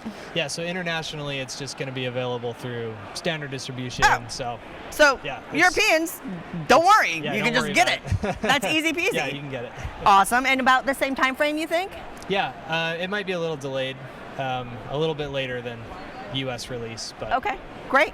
And everybody's looking at that insert and kind of oohing and ahhing over it. Then, of course, the question of sleeve cards for all of those sleevers out there. Do you think that the cards in sleeves would fit? I think so. I mean, there's a little bit there's a little bit of room there. I think it should be fine. Yeah, looking at it, I think I think that there might be wiggle, but no 100. It depends on the sleeve sometimes too. Yeah, but most should fit just fine. Okay. And there was a question about 8-Minute Empire Legends expansion. Yeah. And it sounds like somebody might be trying to get a hold of it, but having a little bit of trouble. Are you talking about the map? Maybe the expansion the map. Yeah. Okay. Yeah, it's been out of print. Actually, 8-Minute Empire Legends is out of print right now. Yeah. So we're reprinting that. Okay. For the map, we'll probably try to reprint that sometime in the future. I wish I could give a more definitive answer there, but that was very. It's hard to. Yeah, we'll reprint that. It's hard. We'll reprint that too. We'll make that wider, more widely available. Okay. Sure. Now, somebody was talking about looking at Megaland and like from a rhythm point of view, they're kind of trying to figure out. People like to ground themselves in games that they're familiar with when they're looking at a new game. So a couple of the games I've seen come up in the chat are things like Machikoro or Ink and Gold. Sure, those are you good. Feeling like any relationship with that? Yeah, those are two. Very intuitive, all y'all out there, because Ryan's saying, good job on that one. So the difference between Ink and Gold, though, one of the differences in Ink and Gold, it's there's sort of a blind roll. Well, I'm trying to describe it. So when you have to choose whether to go or stay, and if you stay and other people go, you get more treasure. Right. It doesn't have that element. Okay. So that's cool. That's fine. Yeah. And above and below and near and far, you have these intense story elements, and people love it. Yeah. I love it. And when you love something, you always want more of it. So any thoughts about more stories for purchase or download for either above and below or near and far?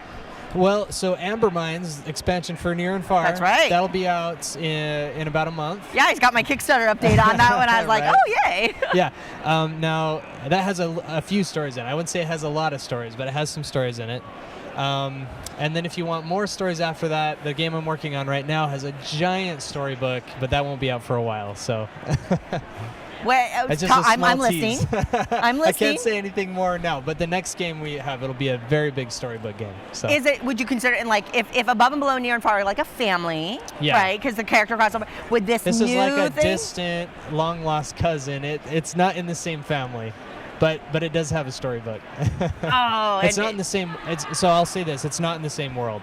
Okay, I think that's a big deal. Okay, awesome. I'm gonna totally swing by later and try to draw out more information from him for us, because I know you want to know more, just like I do. I'm gonna work you over a little bit and see what I can get. See if I can sneak out any more details. Will you have a digital app for Near and Far for more stories ever?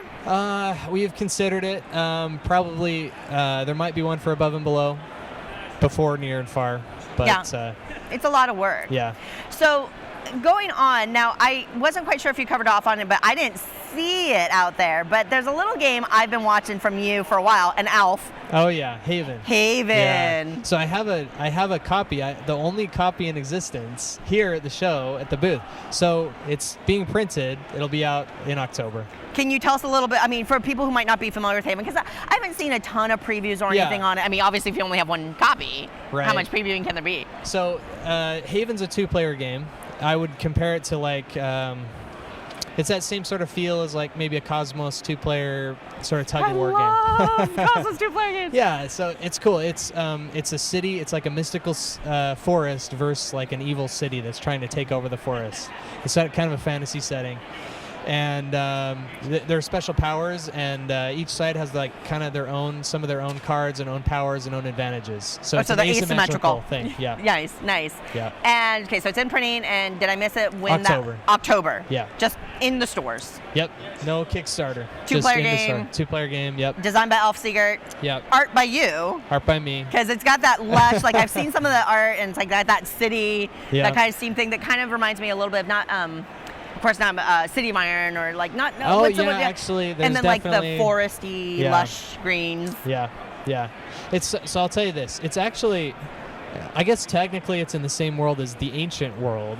That's one of my okay. other games. Okay. Yeah. Oh. Because there are 3 Titans from the Ancient World that show up in Haven. So I guess those 2 are related. You're building like little buckets like little family of games. Yeah. That's kind of cool. Yeah. I like that. What about, so, I mean, you've got that 2-player thing. You've got Megaland and Big Box. I mean, any other thoughts about expanding the world of Megaland or what that? Maybe in the future. Right now. No pressure. No, I don't have anything planned. Let me sell this game first before you demand more. Yeah. But no, we want more. It could be. Okay, it could be in the future. I don't know, though. We'll see. How many games do you have in the works right now, just in general, do you feel like? Like you've alluded to this mysterious big story game, which sounds like that will take a while and a lot of development work. Yeah, those games take a long time. Right now, so the next one is Amber Mines, and then Haven. Yep, right. And then after that is the giant game. Okay. Is that going to be Kickstarter, do you think? Yes. Yeah. It will need to be. Yeah. Okay. That's kind of taking up all my attention right now. I bet. So. I mean, when you're talking about stories, I mean, what's the creative process there? Are you do you have a team of writers? Is it just like you and your wife like huddle over like Yeah, and Brenna, who also works at Red Raven. Yeah, she does some stories. Sometimes Alf does some stories as well, Alf Siegert. Mm-hmm. But that's it, yeah. So that's a lot of writing for a very small team, plus all the play testing to see how they work. Yeah, so one of the hard things about a story game is like, you'll do a bunch of writing, and then you'll be playing testing it, and it's like, oh, we have to change something. So you have to go back and you have to rewrite like the whole book to fix little changes. So that's one reason it takes forever. You can't just do find all, replace all? Yeah, well, yeah, because sometimes it's like a big change. It's like a big mechanical change. It's like, oh, I have to change all the rewards by hand, so. When you're doing these games, because I mean, obviously, we've talked a lot about, I think there's very few people in the industry that do what you do, where you have your hands touching every piece. There's just very few people that have that skill set, that collection of skill sets, including juggling and singing, which is mind-blowing. Yeah. Is there a part of the process that you tend to enjoy more, or that goes easier for you, that just kind of clicks with like your core skill set? I really enjoy, so I really like that first brainstorming period when I get to write down all the ideas. That's really fun. And it's really fun to like make that first prototype and try it out a little bit, and then the hard work starts. It's like, okay, now we gotta do it. We gotta like play this a million times, but yeah. No, and once I get into like an artwork flow, that feels really easy. But okay, sure, whatever, Ryan. Well, it's easy. Like I mean, it's enjoyable, Well, it's that's good. Because I see all the you build these intense worlds full of fascinating, diverse characters, and and you do a lot of it. Like there's a lot of them. So I mean, that just seems like an incredible amount of creative work that I can't. Oh. But my brain doesn't work that way, so it's unfathomable to me. Yeah. Well, thanks. No, I mean I love doing that. It's just so much fun. I fill up whole notebooks of stuff, and I'm just happy I get to do this. You know. Yeah. Do you right? I mean, that's amazing. And I don't know if I've ever asked you this, or if I know you've probably been asked it a gabillion times, I'm going to ask it away. How did you first discover this world of gaming that now you've made your career and that you've become so influential and you've brought so much joy to other people with your games? Like, how did you find it? So I guess I want to say Puerto Rico was sort of my entry into Euro games. Yeah. Okay. Years ago, because I found Board Game Geek and I saw it was one of the top games, and I'm like, okay, I'll try it, and I played it a lot. And then I met Jay Temelson, who owns Rio Grande Games, and then he hired me to do art for Dominion. Oh my gosh, I didn't realize a few that. cards, yeah. So I've done 2 cards in every Dominion box, yeah. I had no idea. Yeah. I've never noticed that. I've never paid attention to that. Yeah, in the first game, it's the adventurer with the cape, kind of. I don't know if you remember that card. I don't. Okay, I'm sorry, yeah, but okay. You better believe I'm going to go look it up after this. Yeah. That's amazing. Oh, and in the new version, in the second edition, all the money cards I did the art for. Oh, really? Yeah, the and is that just a connection you like to keep because of your history and for fun? Yeah, for fun. Yeah, that's the only art I'll do outside of Red Raven. So. I was just gonna say, it's not like I see non-Red Raven games with your art in it nowadays. So it's so funny. Hey, Ryan, can I hire you to do my? You're like, no, I'm too busy. No Ryan art for Sadly, yeah, I can't. Yeah, you're a busy person. And I have to ask, of course, how's your Origins going? It's going great. How many? This is my first. Okay. So how many Origins have you been to now? This is my third, actually. Okay. Which is, so it's funny because the first Origins I went to, that was when Empires of the Void 1 released. So that was 2012, I think. I don't know. And then we came last year, and then we're here this year. Okay, so you skipped a little bit. Yeah. And then gotcha, and came last year. Okay. Because I was like, wait a minute, Empires of the Void 1 was not. Yeah, I didn't have a booth. No. Back then. Right? Yeah, so. And now it's massive and it's bigger and things like that. Where's your booth this time? So if somebody is at Origins and they want to find you, what's your booth number? Oh, I am embarrassed. I can't remember it, but we're if you're walking into the hall, just go toward the left. We're on the far left. In the exhibit hall. Yeah. On the far left. Yeah. We're gonna have to work on this whole knowing your booth number thing, right? It's hard. I'm not good at that kind of stuff. That's okay. You're good at. I am glad. I am happy that you were bad at this, Ryan, because it's about darn time I finally found something I can say. Ryan Lockett is bad at this. So note to self: Ryan Lockett is bad at knowing booth numbers. I am. No, that's why I have Mallory and Brenna are here to help me. And that whole team. Yeah. And you've got Haven there. You've got Megaland to look at there. Do you have anything else that you're showing off just at the booth that people want to stop by and demo? Yeah, if you haven't seen Empires of the Void 2, we've got the box open. You can check it out. And we've got, we have a pack of promo cards it's going to be available through retail stores in the fall. So come check it out. And a pack of promo cards for what? For a whole bunch of games. Oh, like a mix? Yeah, it's like a mix. So we're gonna send it to retail stores, and they can give it out for prizes and stuff like that. Oh, that's so cool. Yeah. Are you selling them here? No, I only have one box. Oh, okay, so it's just a demo. Yeah, it's just a little preview. So if you want to get a peek, you can I'm take actually probably going to stop by. If you're interested in knowing what those promo cards are, I'm going to go back to their booth later and I'm going to take some photos. Is that okay? Yeah. And I can show it off, because I want people to see Haven, because Haven's looking Haven just looks gorgeous. I'm really excited about it. But then I can show off the promo cards too, so we can find out which games they're for and what the different abilities are as well. Yeah, that'd be great. That is amazing. And now I have to ask too, what's your favorite place to eat here? Because I'm trying to get all my first-timer tips. Okay. I really like the Mediterranean place at the North Market. Right, it's all about the North Market. I love it over there. Okay. I love food. I love that's my favorite. One of my favorite things about Origins. It's amazing because I'm used to going to a lot of shows to. That just aren't in prime locations where there's just not a lot of convenient food. So to be here where it's it's right there. Yeah. That's awesome. Ryan, it's always such a pleasure to have you here. I am looking forward to seeing more. Yeah. And have a good show. Thank you. All right, everybody, Appreciate it. we are going to throw over to take a look at another game with Mark. Thank you. Thanks so much. That's great. So thanks for putting up with me. I appreciate it. Okay. Do you need a mic check? Yes, please. Test. All right, testing. Testing, epically testing. Nice. Everything epic. Okay. Whenever you are ready. All right. Hey folks, welcome back to our ongoing coverage of the Origins Summer Preview 2018. I'm here with Chris from Everything Epic. And you brought an amazing game to show us. It's an epic game. Right? Big Trouble in Little China, the game. So this had to be an interesting license to get. I mean, tell us about that first. How was that to get that license and work through it? It's a very special property to a lot of people. Yeah. People love this film. I love this film. Yeah. I grew up with it my whole life, been watching it forever. And so we had to work for well over a year plus. Wow.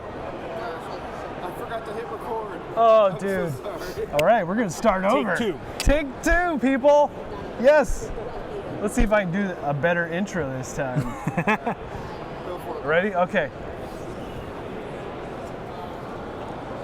Hey folks, welcome back to our ongoing coverage of the Summer Origins Preview 2018. I'm Mark and I'm here with Chris from Everything Epic.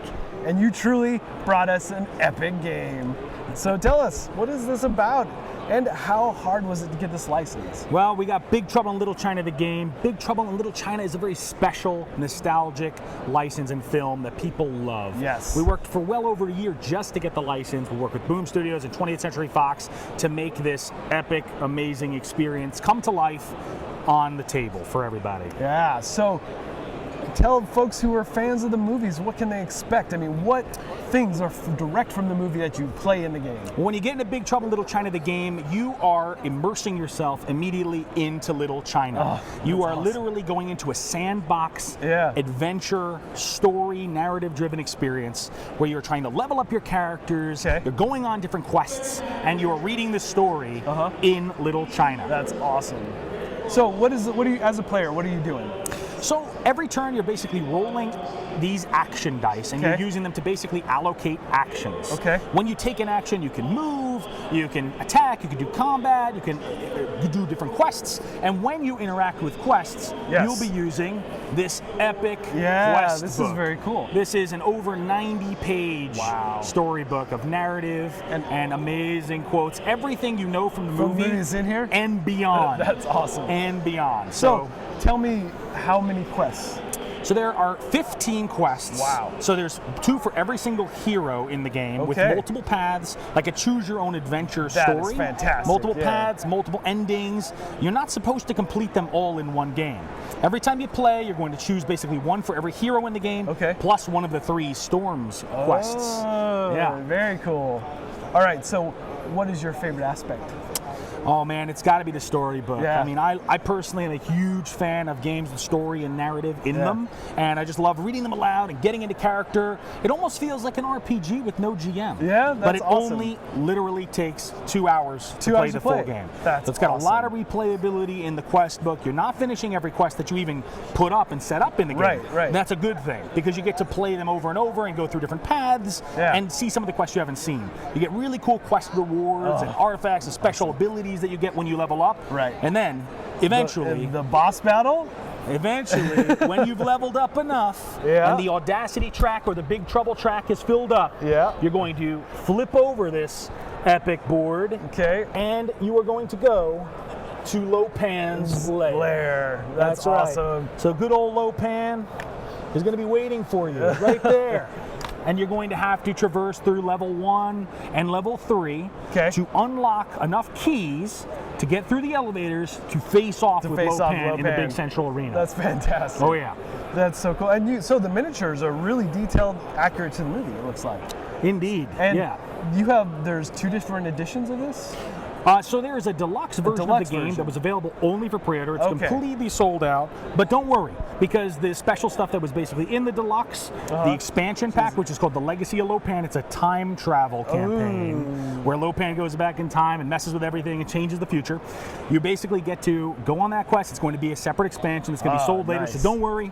If you didn't get the pre-order, you can still get the rest of the stuff later. And there's a ton of content in the core game. Right, it looks like huge. It's going to take a while to get through. It's going to be a lot of fun. That's awesome. I'm really looking forward to this. And it's available now here at Origins? Right now, here at Origins. We have a limited amount here. We're not getting any of the shipments, but it's available at booth 535. Yeah. Come and grab a copy. Come play a demo with us. Right. Come meet us. Come say movie quotes with us. Yeah, that's Take some awesome. pictures of Jack Burton over there on one of our banners and just have a good time. That's what it's about. That's awesome. Well, thanks so much for joining us today, Chris. I'm very excited about this one. You got it. So, folks, definitely stop by and check it out. And, you're going to have it at Gen Con too, right? We will definitely have it at Gen Con. Yes. It's going to be awesome and epic. It's actually in the schedule there, so you can come and actually play some games there at Gen Con. It's going to be epic.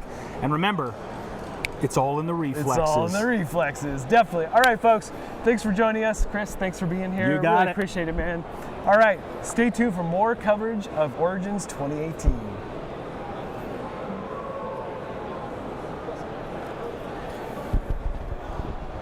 Boom.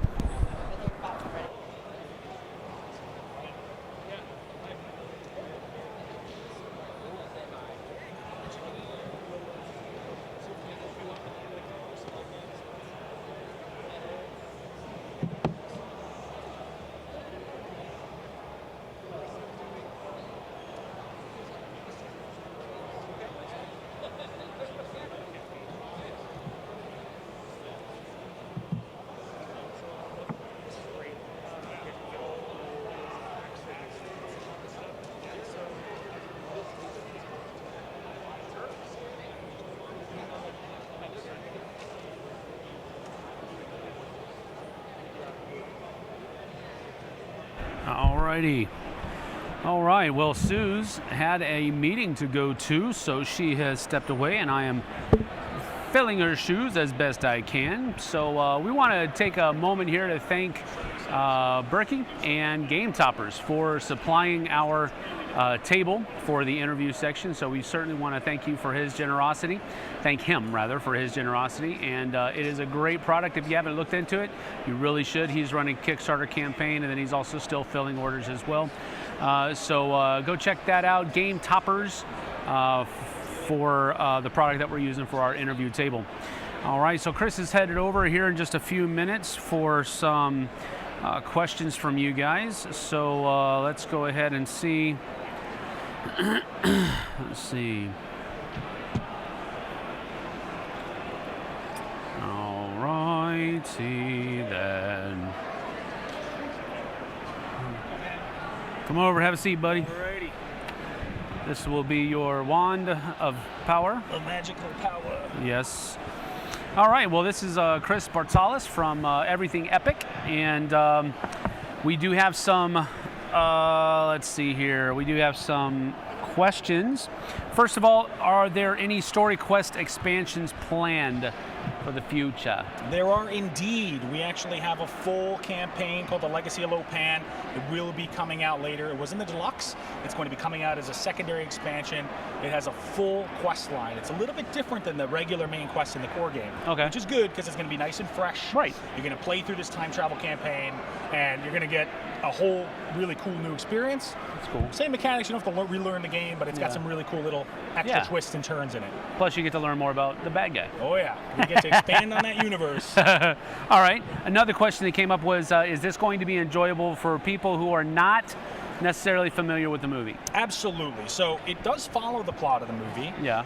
But it will tell you about that whole plot. So if you haven't actually seen the movie, which you should, because it's epic, you'll be able to really enjoy it. If you're a fan of story games, if you're a fan of narrative games, if you like any type of really epic cooperative games, miniatures games, anything that have to do with working together, fighting bad guys, reading cool story aloud, if you like any of that, you're going to get a lot of great things here.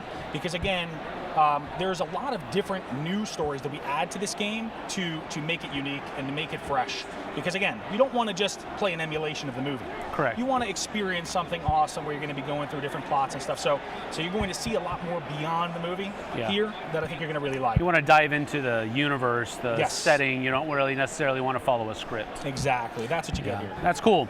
You have any, I know you do, but I'll let you answer it. Any other film-based games planned for the future for Everything Epic? Yeah, well, we got one really cool one. We got Rambo, the board game, which we're working really hard on developing it to make it perfect. That's going to be coming out hopefully late summer. Okay. We're going to try to get that as an accelerated schedule to get the core game out there. Cool. We also have a really cool TV series and made-for-TV movie series, which is unannounced at this time, but the show was actually just canceled. It's a really beloved show. It's a great family show. Roseanne? No, not that. Good guess, though.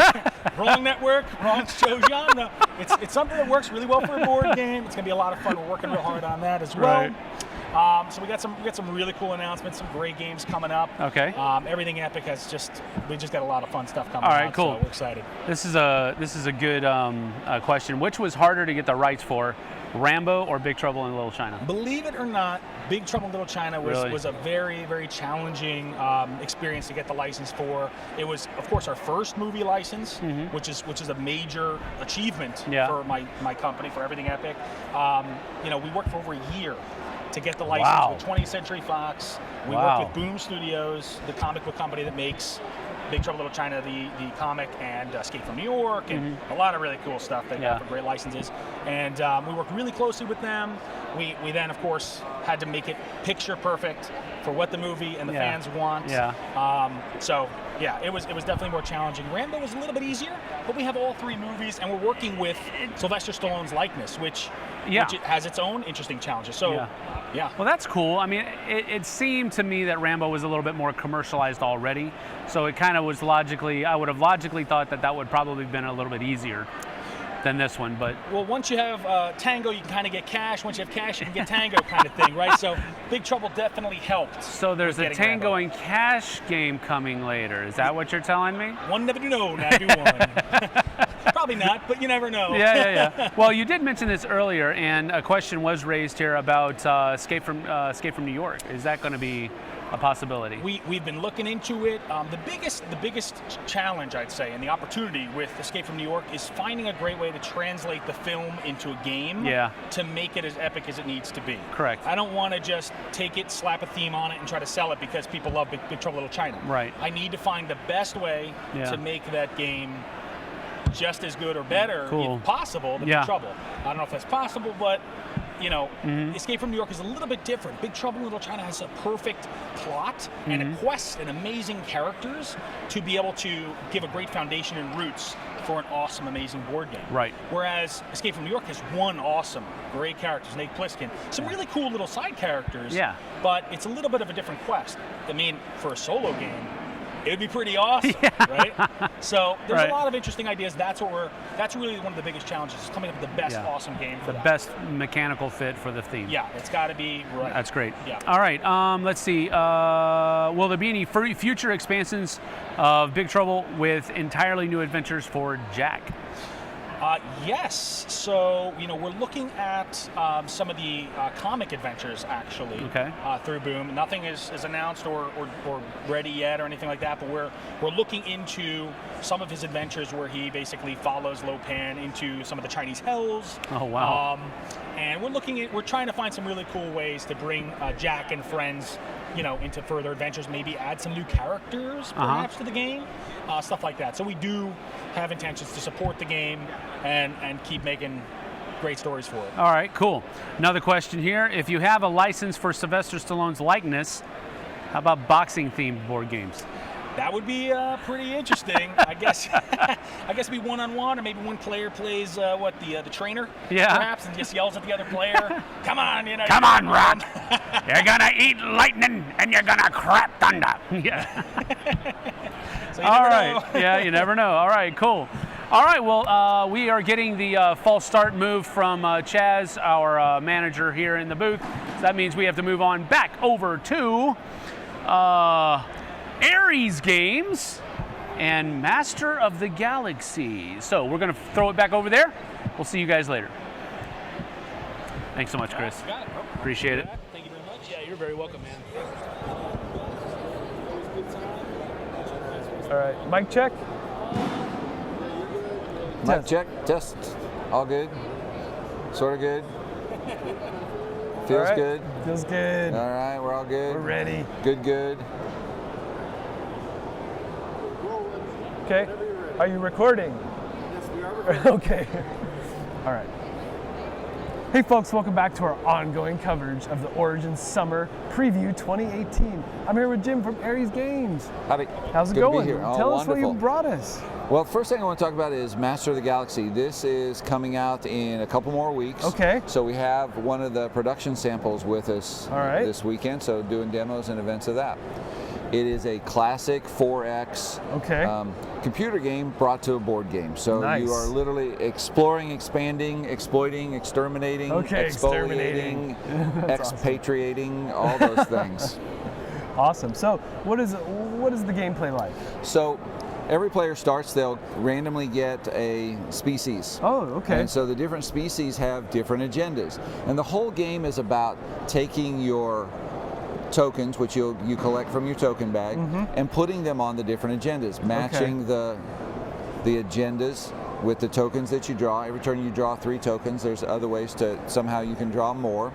But when you complete an agenda, you get a thing. So for example, right here, if the crystallids can put 2 yellow tokens, they get to build a star base. All right. They take 4 red, 2 yellow, they can get a card. Okay, cool. So when you get a card, it gives you more agendas that lets you do more things. Yeah, nice. Like any 4X game, there's 4 different ways to win. So one way you can win is to get all your bases on the board. You can defeat the other player. You can gain through the victory point track and win through that way. So you've tons of different strategies, and then when you add the different species cards that basically make the different pulls do different things, so you have the very warlike races as well. And so as you pull your tokens, you're actually also adding more tokens in. So one of the things that's going on is that you're spending tokens to put them on agendas, but at the same time, you're also building routes out to the different star systems. Okay, cool. So right here we can see a corner of this route right here. Yeah. So we've got a white planet, which would be my starting planet. Okay. If I wanted to build to this yellow sun here, I'd have to either use white tokens or yellow tokens. Well, I need 5, so let's say I start building through my draws, and I start building here. Yep. Well, I have a certain number of yellow tokens, so if I'm trying to complete this, and I'm trying to complete this, and oh, wait a second, I'm trying to... So now I have to decide what's important to me, what really fills my deck. So you can end up with a lot of agendas going on, a lot of things you're trying to do, and oh, wait a second, I'm out of yellow tokens in my bag. What do I do now? Exactly. Yeah, right. So, and the game allows for you to make mistakes and come back and do something different. And the bases are different levels of bases? What so these were part of the initial Kickstarter, and so the different bases, we just thought they were interesting. Quite frankly. They're cool looking. So you start off, you can build bases. You start with 1 on your home planet. Okay. You can have as many bases as there are planets around your sun. That's so cool. in this case, I could build 3 here. Once I build a route out here, or actually I could take it over through Conquest, which is another way I could take it there. I can build a base here, and then I can start putting things on these different planets. That's the exploit part. Gotcha. I can say, well, I've got a white planet here. If I draw a white cube, I can put a white here. I take 1 out of my bag and it stays there for the rest of the game. But I get to draw 3 and put it into my bag. So that's one way that I can get more tokens. Some of the other abilities let you draw more tokens and put them back into the bag as well. Cool. Well, so you said it's going to be available in a couple weeks? Couple weeks. First, second week of August is what we're looking at right now. Okay. And wide release of Gen Con you're going to have? Well, that's our goal. Yeah. So, That's so awesome. we'll see. But we're looking to have some to sell there as well. Cool. And you brought something else to show us as well? I did. We brought tripanes and tripods. So this is one that I think of as a sleeper. Yeah. Not a lot of people know about it. It works with our Wings of Glory World War I was gonna ask, game. yeah. That's it. So it makes your existing World War I planes more valuable because you've got another game now that you can play with it. That's pretty cool. The base set comes with 2 planes and 1 tripod.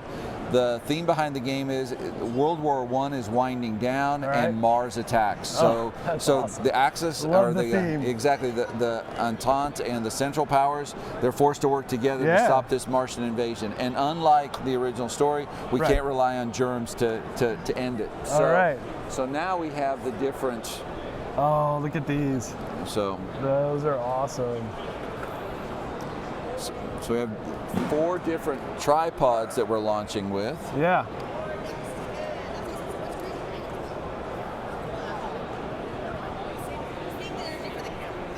And then the tripods come with a counter as well, so kind of to let you know. So they have slightly different mechanics. Yep. So if you know Wings of Glory and you play the World War I already, then you know 60-70% of the game. Now you're just learning about tripods and then trying to master the tactics because they play very different. They have all sorts of alien weapons that they're attacking the planes with. That's very cool. So, and what other differences would you say there are from what folks are used to? So one of the things that happens is these guys actually use a different range ruler. Okay. They actually have a little more restrictive arc of fire, so where planes shoot to the front, they have an arc of fire. There's a little bit of wiggle room there. Okay. These must be a little more precise. They have a very narrow heat ray. So if you're playing as the tripods, where your heat ray goes and how you're oriented makes it's really critical that you get it right, because if you hit with that heat ray, it's devastating, but it can be hard to hit with it. That's cool though. And then once you've got the different tripods, there's the different sizes. So you've got small, very large, and then kind of the 2 in the middle here. Super detailed. Love it. And these are the final paint jobs. This is as much as we know right now. We'll see when we get to full production going on, but these are the final bases. These are the final paints. I don't have any of the planes yet, so we'll have 2 new planes in here as well. But you can see that these are really well done in regard to the painting. And there we go. Oh, it just popped off. It just pops right back on. Right back on. Yeah, that's awesome. So the fact, even though they are very spindly, they are extremely durable right here. Yeah. Okay. And they're just beautiful. And oh my gosh, these are awesome looking. He's right back put together again. So that's others. So very cool. Very well, Jim, thanks for joining us today. Absolutely. We really appreciate it. Thanks for stopping by. Much. And folks, thanks for watching. And stay tuned for our ongoing coverage of Origins 2018. Thanks, man. That was awesome. Yeah, looks thank you. Really cool. Yeah, I think this is.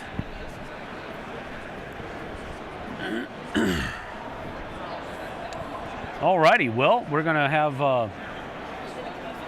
Aries Games come on over in just a few moments. And so, any other questions that you have, go ahead and please put them in there so that we can get them asked to Jim, I believe his name is. So let's see here.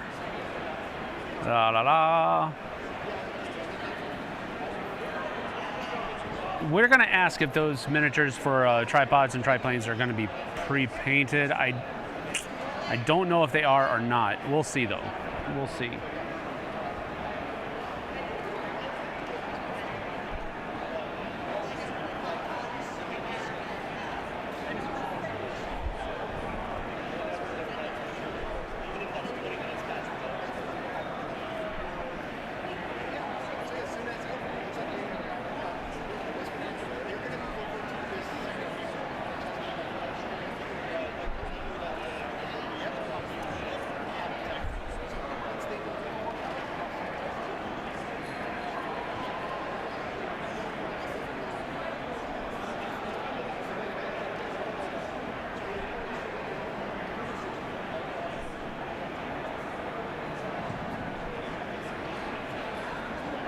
It has been a long time since I've played Batu. A long time. But still on my shelf.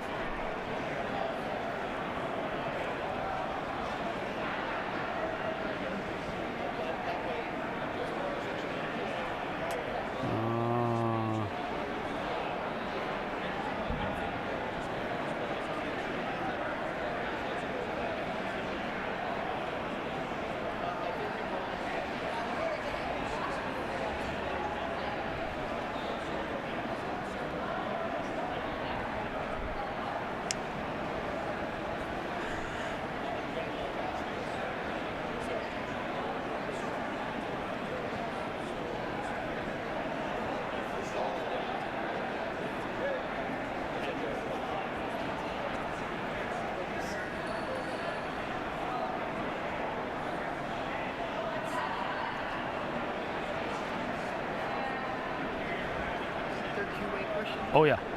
Yeah, we got a lot.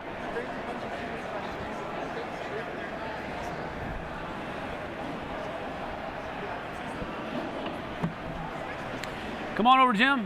Have a seat. This will be your wand of power. And we do have some questions here for you. First of all, collector's edition of Battle of Five Armies. Is that anywhere in the making? That is not something that I've heard anything talked about. I'm not an employee. I'm Gotcha. what I call a closely held volunteer. So I do some part-time work for them throughout the year, and it shows. And I've not heard anything about a B5A Okay. event yet. All right. Are the in the tripods and triplanes? Are those minis pre-painted? Yes. The tripods. Yes. So They what are. I showed up there. That was the final production sample. So that was Really? the final paint piece. So you could see the dry brushing and the kind of the detail there. So that'll be the final deal. Very cool. All right, super. What was it like to? And you might not be savvy on this one, but what was it like to design the tripods so that they fit into that time period? So here's the deal. This is a couple designers came in and they said, "Hey, we've got this game. We understand if you're not interested in it because it's a little bit of a stretch, but if you're interested in this, just take a look at this." They literally showed up at the office and said, "We've got this idea for your Wings of Glory planes," and they pull out these mock-up triplanes. They said, "Wouldn't War of the Worlds be cool?" And it just exploded from there because it was a game that everyone at the office liked. Everyone went, well, yeah, they delivered a game that was 90% done in terms of design and development and theme and how it worked with the existing product.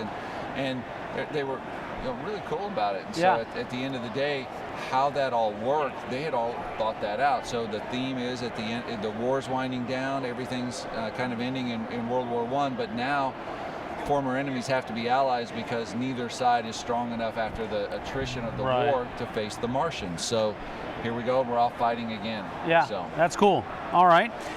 Any chance for a game similar to Sword and Sorcery with a different theme?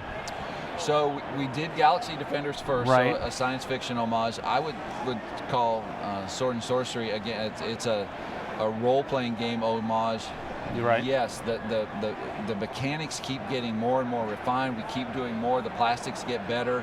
The theme gets better. If someone had something that they said, wow, this would be really cool, I think it would be something that we would be genuinely interested in because the fans have really responded well to the product itself. Right. And so give people what they want, right? Yeah. Well, when you have a system that is as good as I think as Sword and Sorcery, I've not played Galaxy Defenders, but when you have a system, it almost feels natural to build other games around it. Absolutely, and it's a system that is very flexible in terms of how it works. It's very flexible in terms of what you're allowed to do with it, and it's really just a matter of finding a theme that resonates with fans, and then putting the work in on the details. Yeah, that's good. Another question was, some of the Wings of Glory planes are very hard to get a hold of, and the question was, is there any plans for any re-releases of some of those planes that are probably maybe out of stock or just really rare? It's funny you should ask that because we were talking about that not 10 minutes before this interview started with a couple of customers, and the short answer is yes. We've reprinted some specific units like triplanes, and we've reprinted certain characters like the Red Baron. So we constantly look at reprints. And so the thing that I would say is whether you're talking to your retailer or whether you're talking to your distributor or whether you're talking directly to Ares via social media and saying, look, like Garing's plane, the D7 that he flew, we've had a ton of interest in that plane, but we've not reprinted it. Well, that would be a really good candidate if there's sufficient interest to reprint that particular plane and then the variations of it as well. So call your congressman, people. Let them know. Let them know. Okay, a couple more. Those are the ones that I had written down. Let's see. Well, is the I'm thinking tripods or triplanes, is the box going to be a standalone game, or do you need stuff from Wings of Glory to play the game? You do not. If you know Wings of Glory, you'll know a lot of the rules in the box. The box itself will come with 2 planes and 1 tripod, and then the tripods will be available separately if you want to expand. Okay. Any chance for another reprint for Deluxe Collector's War of the Ring? not looking good. If you looked at the Magic 8 Ball, Magic 8 Ball says that's not looking good. No. All right. What about Sales of Glory mats? Are they going to get a reprint? Yes, they're currently coming over. We should have them in a couple of weeks. They didn't quite make it to this show, but end of July, first week of August. Okay.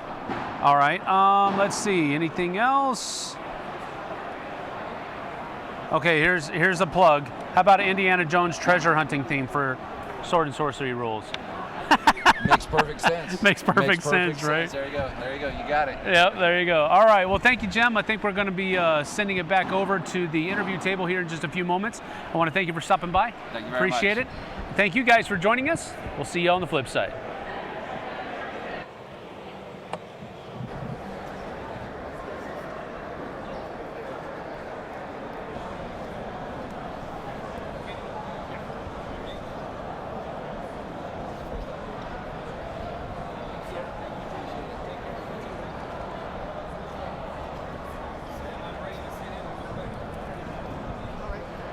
Ready when you guys are? Okay. It's just a good trick. Finishing Make sure up. that the lid is. Oh, So yeah. he's going to square it up. Oh, you may want to take your lanyard off because sometimes they scrape against the mic.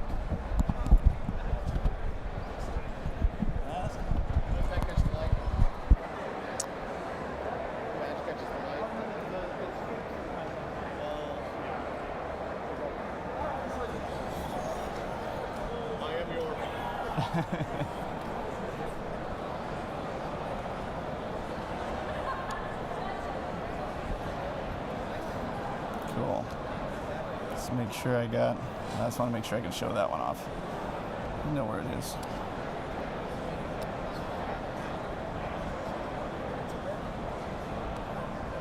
All right. How do you say your last name? D-Jager. D-Jager? D-Jager, yeah, that's fine. Because I would have said D-Jager, so. It is, technically it is D-Jager, D-Jager, but I'm a teacher. Kids call me all kinds of things.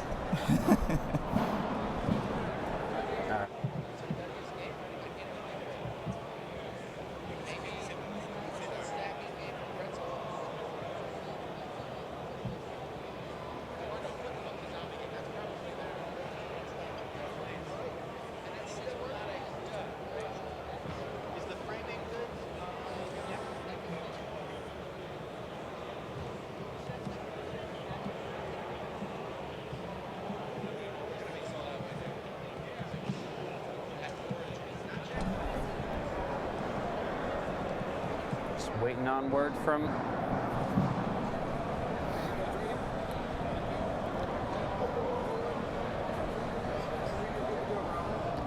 Hey folks, and welcome back to our Origins 2018 Summer Preview. I'm here with Dan from Evil Hat Productions, and what are we looking at today? Today we're going to look at Greedy Dragons. It's a family-friendly card stacking, treasure-taking game by Evil Hat Productions. 2 to 6 players, about 30 minutes. Really family-friendly, like I said. Tweens, teens, looking to get into gaming. Good gateway game, good filler game. Good kind of game you can bring with you to the bar, the pub. I got a copy in my pocket right now. You take it wherever you go. Okay. Good filler game when you're waiting for people to show up. So simple, straightforward mechanics here. All right. How does this work? So how it's going to work is you are a dragon in a clutch of dragons, and you've just raided some towns, and you've come back, and now it's time to split up the treasure. But you're dragons, and dragons are greedy, so this isn't going to be an even split. So what you're going to do is at the end of the game, you're going to try to get as many treasure chests as you can, and at the end of the game, you're going to flip those treasure chests over, and they're going to be worth a variety of points. They might be worth 3 points, 1 point, 2 points. They might be worth no points, just a ball of lint. Or if you're lucky, you might get the magic ring. Okay? So, and that, the scoring at the end of the game, there's enough cards included that you can arrange that however you like. So if you're playing with some kids who are a little younger, you want a little more randomness in there, you can play with that magic ring, a lot of threes, stuff like that. You don't like the randomness so much, you can play with the 1s and 2s. So you just decide that when you set up the deck. Okay. So how do we play this? So how it's going to work is we have a stack of layer cards in the middle, and then each player starts with 2 layer cards in their hand. I can play my layer card on anyone's tableau. Each player, this is a 4-player game setup right here, each player has a tableau in front of them. So I can play this card. It has 2 segments to it. Okay. I can play it on top of or next to any other card in any tableau.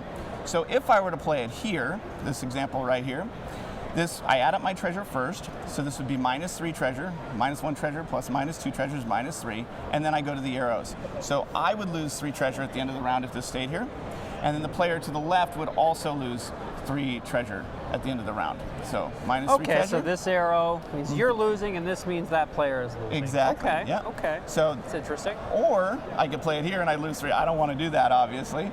Right. But I could do all kinds of things if I don't like the fact that I'm gonna.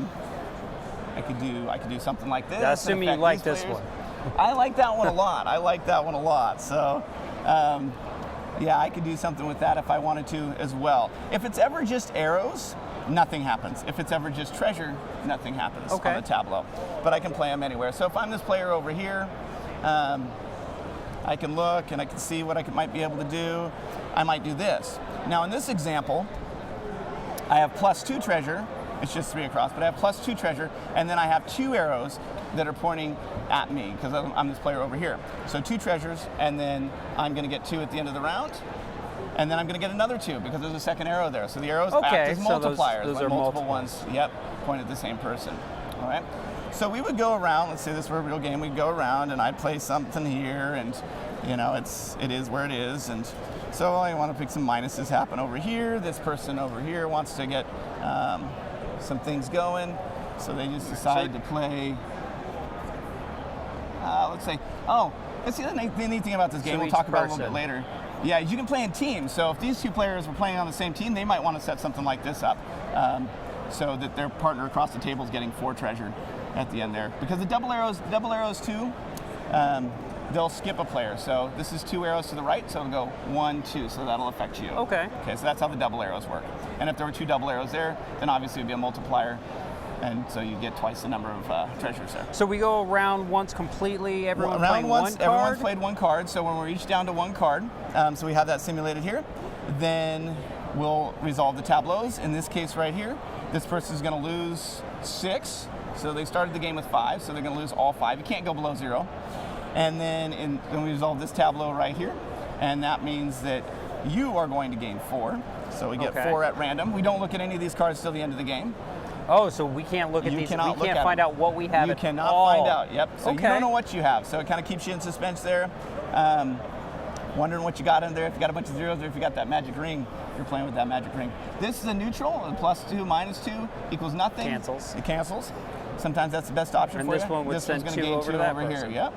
All right, and how many, and after that, we each take a new card in? Or? After that, we each take a new card in. The start player moves 1 player to the left, and then we each draw a new card, and then we continue play until you're down to 1 layer card in your hand. When you have 1 card left, that's the end of the game. When so you we can't go draw through. anymore. So we go through this deck basically 1 time. Yep, you'll go through the entire deck 1 time, and then you play your last card, and there you go, 1 card left. That's the end of the game, and then you flip them to see what you got. All right, so the only scoring at the end is just these cards? Just at the end of the game, yep. All right, so it's no idea what's going to happen at the end. No idea what's going to happen at the end. And this plays 2 to 6 players? This plays 2 to 6 players. It plays individually. It works really great. You can see this is a 4-player game, but if we had a 5-player game or a 6-player game, we have even more tableaus going on, even more choices for players. It plays fantastic in teams, 2-on-2 or 3-on-3. You can imagine what it's like. You're trying to feed your teammates the treasure while you're trying to take away from another teammate. It adds a whole new element in there too, where if I'm already at 0, don't worry about me so much, but let's make this person gain. So it's got a good teamwork aspect. And what is the playtime on this? Playtime's about 30 minutes, but if you're playing like a 3 or 4-player game and you've played it before, you can get it in there in 20 minutes. So like I said, it's a good little filler game. And really they've got it. Evil Hat did a fantastic job with the artwork and the componentry and everything, and they have it priced at $12.99, so you get a whole lot of $13. You get a whole lot of play out of it too in those quick rapid-fire games. So. And this is available now? It's available now. Yep, it is. Okay. Through Evil Hat or several other, your friendly local game shop or wherever you'd like to get it. Perfect. Seems like a pretty good little family game. Yeah, I think it's great. I do like that whole thing with the ending. You don't know what you're going to get. You don't know what you're going to get, and that keeps everyone in there too. And if you're a parent, I'm a parent. I got a couple of kids at home, and I got a 5-year-old, and playing with him is not as good. But if I had a couple of kids when his little brother's a little older, we could play this game, and we could play a little 2-on-1. They could be on the same team. They don't know what they have. At the end of the game, they flip them over, put that magic ring in there, and balance it out a little bit. Balance it out, yeah. Make it fun for everybody. That's the goal. Well, I appreciate you showing this to us. Hey, thank you. And we will see you folks at the next one. Thank you.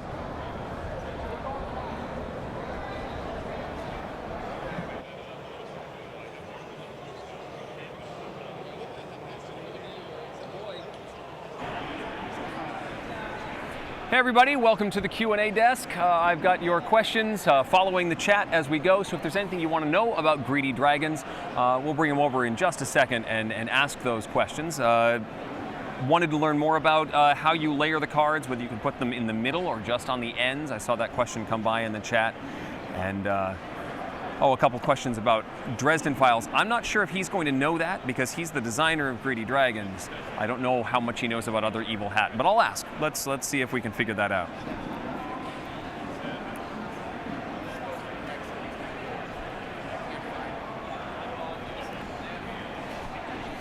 We'll ask about theme. That seems like a good one to talk about too.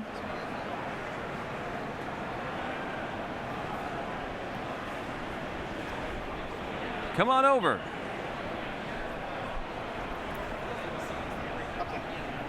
Okay. Hello. How's it going, Don? Dan. I didn't have the headphones on at first yet. Dan, Eric, how are you? Hi, good. How you doing? Doing all right. I want to talk a little about your design process on this one. How did you land on dragons as a theme?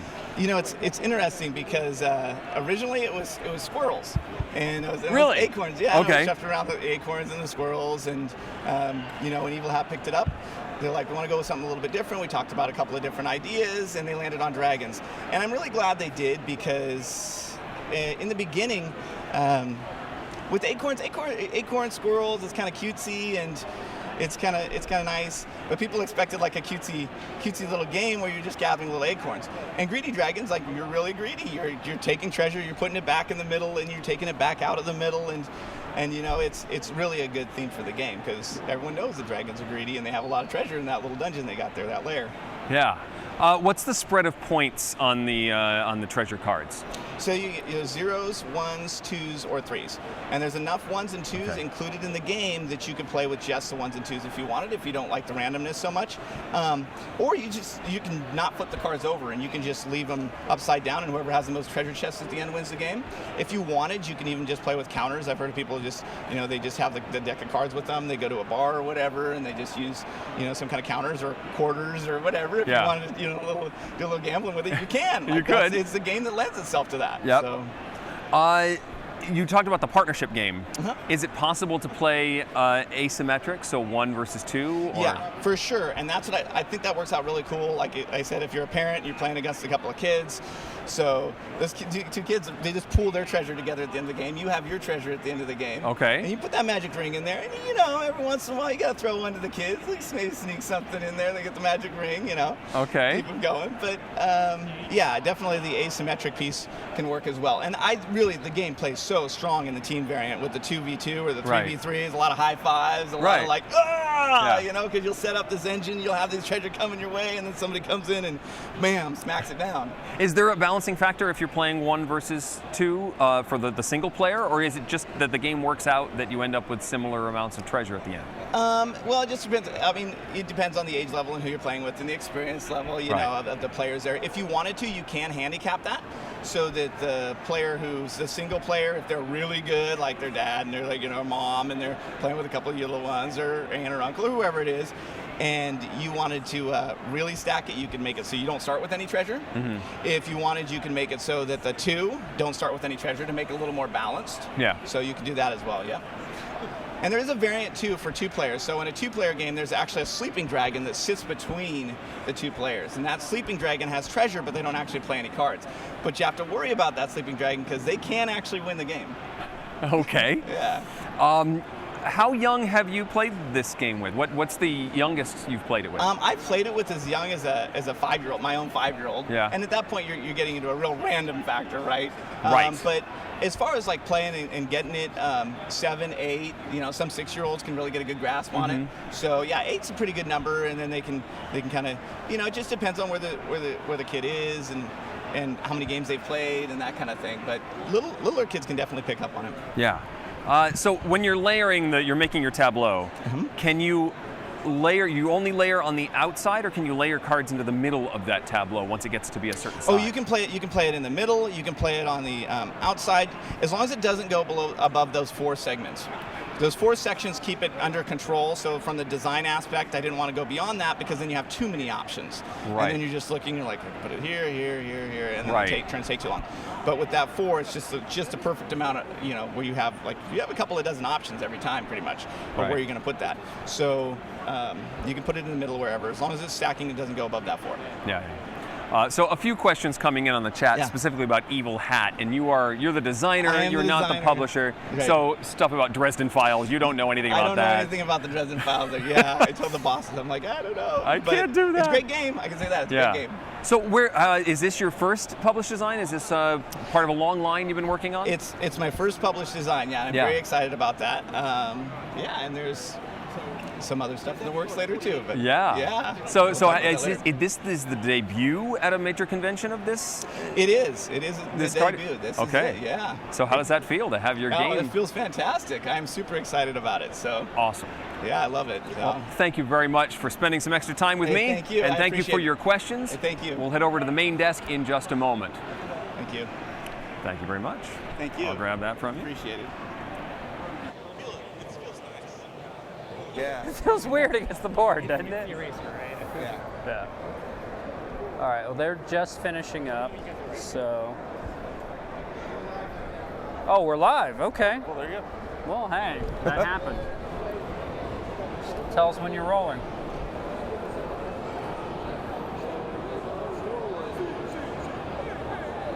All right, perfect. Hey folks, welcome back to the 2018 Origins Dice Tower Summer Preview.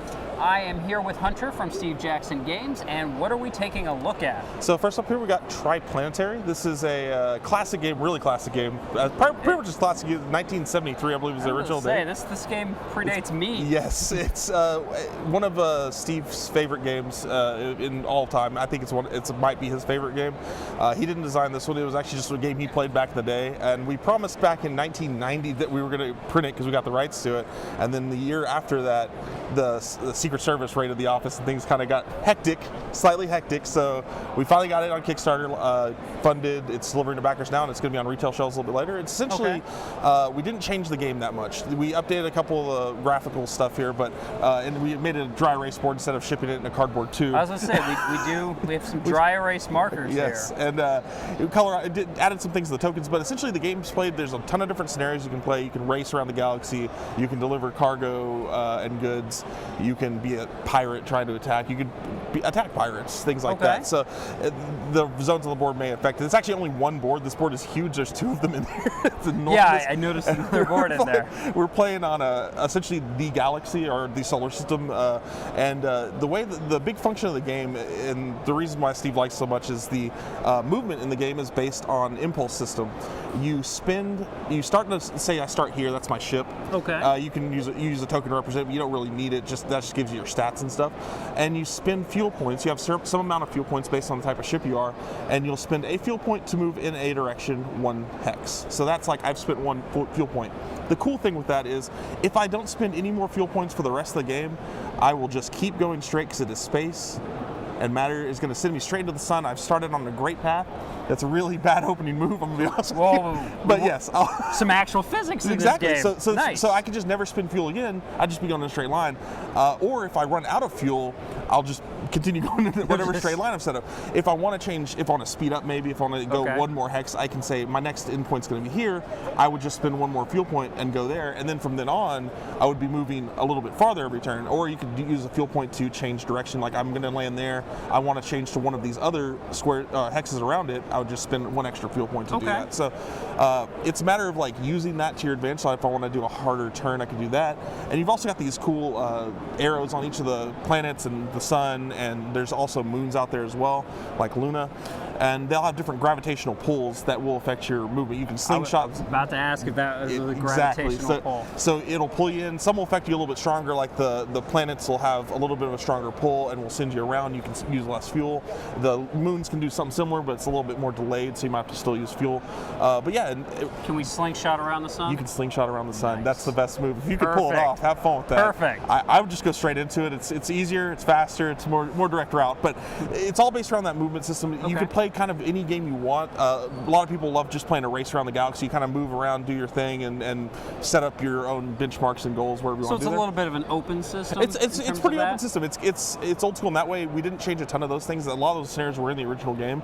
It was really based around just that movement system and having a really interesting way. It's really interesting and also really simple, but it's very intuitive. Just sitting yourself around. And I noticed it comes with these tokens. Yes. These are different types of weapons and things that you can work into different scenarios. Exactly. So different types of ships, different factions, a lot of different colors in case you want to do a race with. You can play a lot of different players in the game, and they'll have different scenarios you can do. Like there's corsairs and frigates and different. Some are just merchant ships. And does the game include scenarios? Yes, they'll be in the rules. So but you can also make your own. Yeah, you can absolutely make whatever you want from that. I think some of these probably came from people's minds over the course of the tube, because it came in a tube and then it came in a new, like a box edition, either the 70s or early 80s. So it's been out of print for quite a while. So we're really excited to bring this one back. And how many will it play? I mean, it seems pretty open. But you can play it pretty open. I think the top end for those like racing scenarios is around 12 players, so you can get a lot of players around the table. And like I said, this is one portion of the map, board. So you have a good amount of space around it to play. But you for a more reasonable game, you could play 1 to 4 in that range. So it's got rules for pretty much even 1 to 12. And I assume playtime depends on what type of scenario. Exactly, kind of the scenario and how many players. You could being an older game, some people just like sitting down like, we're going to play a big race with 12 players, have fun, let's go. Hey, but it doesn't have to play that long. You can play short scenarios. We in our demo sessions with Steve, when we're learning, we're just doing short races around like different marks. You can also play it kind of like a puzzle game in that way. Like you're setting a goal and you need to use some amount of fuel. That's actually how we learned the game. It was an interesting way of learning, where he's like, you need to get here. You have this much fuel points. Do it the most efficiently. Let's see which one do you do it the best. Nice. And it was very interesting. I actually really like that method. And yeah, that's. And this is a available now? Yeah, getting to backers now. It'll be in stores really shortly, and it's. Do you know about when it will be in retail? About a couple weeks, honestly. It shouldn't be much longer than that. We want to make sure it gets in backers' hands first, and then once we got that confirmation, it'll be out in stores. Perfect. Yeah. And you also brought some other things to show us as well. Yeah, brought a couple of things. So we'd start with the massiversiveness first. Let's get that out of the way. What else do we have So we've got a new Munchkin collectible card game expansion. This is the Desolation of Blarg, and I actually got a pack opened right here. Some new cards. So we had released this back in February, the original set for the Munchkin collectible card game. All the starter sets, everything. So it's a pretty big set. That was about 300 cards. This is a little bit smaller, but we're at 124 cards in the set. All new stuff. We're adding new themes to the game a little bit. There's the same 6 heroes. You're just building on those. Okay. But we're adding a few twists to it. There's a new focus on different creature types or different monster types, like yokai show up. There's spirits, undead. Some of the monster types from the first set come back, like undead, but they have new abilities or new things that play off of those abilities. Like there's boons for playing the same monster types in your decks and constructing your decks differently. And we had a fun, interesting thing happen. I'm going to say fun and interesting and cool for the rarities are messed up in the first printing of the set. So if you're interested in collecting rares, which a lot of people are buying it to collect stuff Right. and just get a nice varied collection of cards. This first printing that came out, the rares were almost reversed. So you'll get usually get like 1 rare or higher card per pack. In these packs, you're getting like 1 to 4. It's weird. So what you're saying is get these them now while yeah. you want the rares. Yeah, exactly. So this before first printing, it gets to a second print. and yeah, these are in stores now. This actually just dropped at the end of May, so Okay. this is out now. That first printing, like I said, that's all out there, and that is all weird rarities. I opened some packs right before I got this pack. I opened up had like 3 rares, and it had the rarest card in the set. So perfect. There you go. That's how All that right, so goes. this is available now. This is available It's been now. available for now. And you still have one more to show Still us. got one more, and this one's we're gonna back from old, new, kind of mid tier. So this is Illuminati. This is our logo. This is everything with us. So This is Steve Jackson in a box. Exactly. A lot of people started with Illuminati if they were Steve Jackson fans, and this is the first time. This game's been out since the 80s. This is the first time we've put second edition on one because it's the first time we've modified enough to where we thought it was an actual second edition. So if you've played Illuminati before, this is going to be new to you. If you've never played Illuminati before, this is going to be a really good entry point to that game. Okay. The art is completely different. It's a new vibe to it. It's Lar D'Souza who's done a lot of great webcomics, done a great art for charity, stuff like that. Did art Right. for our Munchkin collectible card game and other Munchkin sets. And he's got this cool pulp style to it. Okay. So we'll pull some of that out here. We got new cards, new layout a little bit. Sure, yeah. These out and they can see them. Yeah, so we got new layouts, and the big difference, and the reason we kind of put the second edition on it is there's new references. So the original Illuminati was very much of its time. So there's a lot of Cold War dated stuff. at this point, Exactly, right. it is still fun for that. But we've updated a lot of the references. There's vloggers. There's some Fake old news, hipsters. spammers. There's certain things in here that are going to be more in line with today's time. So if you haven't played before, you might actually get half the references now. So yeah, and like I said, Lars' new art, total new pulp style to it. Nice. We're really excited about this one. But it plays the same. So if you're used to Illuminati, if you have that similar play style of connecting lines and getting your chains it's still together. the same rule set. Exactly. Just Same different rule set, just update a little bit, got some new references and new art, try to give it a nice refresh that we haven't been able to give it for somewhere on 20 years. And this is available now, or this will be available? This will be available in September, so right after. So right probably after, right around after Gen Con. Yeah, Okay. right after Gen Con. Perfect. Well, I look forward to seeing this one some Yes, more. I'm really excited about I this. like the old version, so Awesome. I could already see more references. Exactly. Yeah. Definitely some new stuff in there. But yeah, that is Illuminati Perfect. second edition. We'll appreciate you sitting down with us. Thank you very much for having me. Thank you. And we'll see you guys for the next one.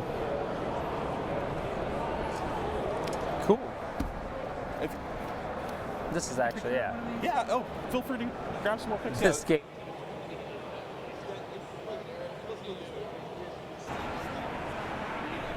Hello again, welcome to the Q&A desk. We're here answering your questions in the chat. I'll have Hunter over here in just a few moments to answer some of your questions. We'll see what we can find out about Car Wars. He may not have any update, but it's worth a try. And anything else you want to ask, throw that in there and I'll see what I can do. I didn't hear whether Triplanetary was a Steve Jackson design or if that was just one of his favorite games. I don't know if it was his favorite game because he designed it or if I'll ask. I'll figure that out. Find out a little more information about that one. So how are you? You guys having a good time? I hope you're having a good time. I am. Pretty good. Right, I think that was the case. I'll get a designer name in a second.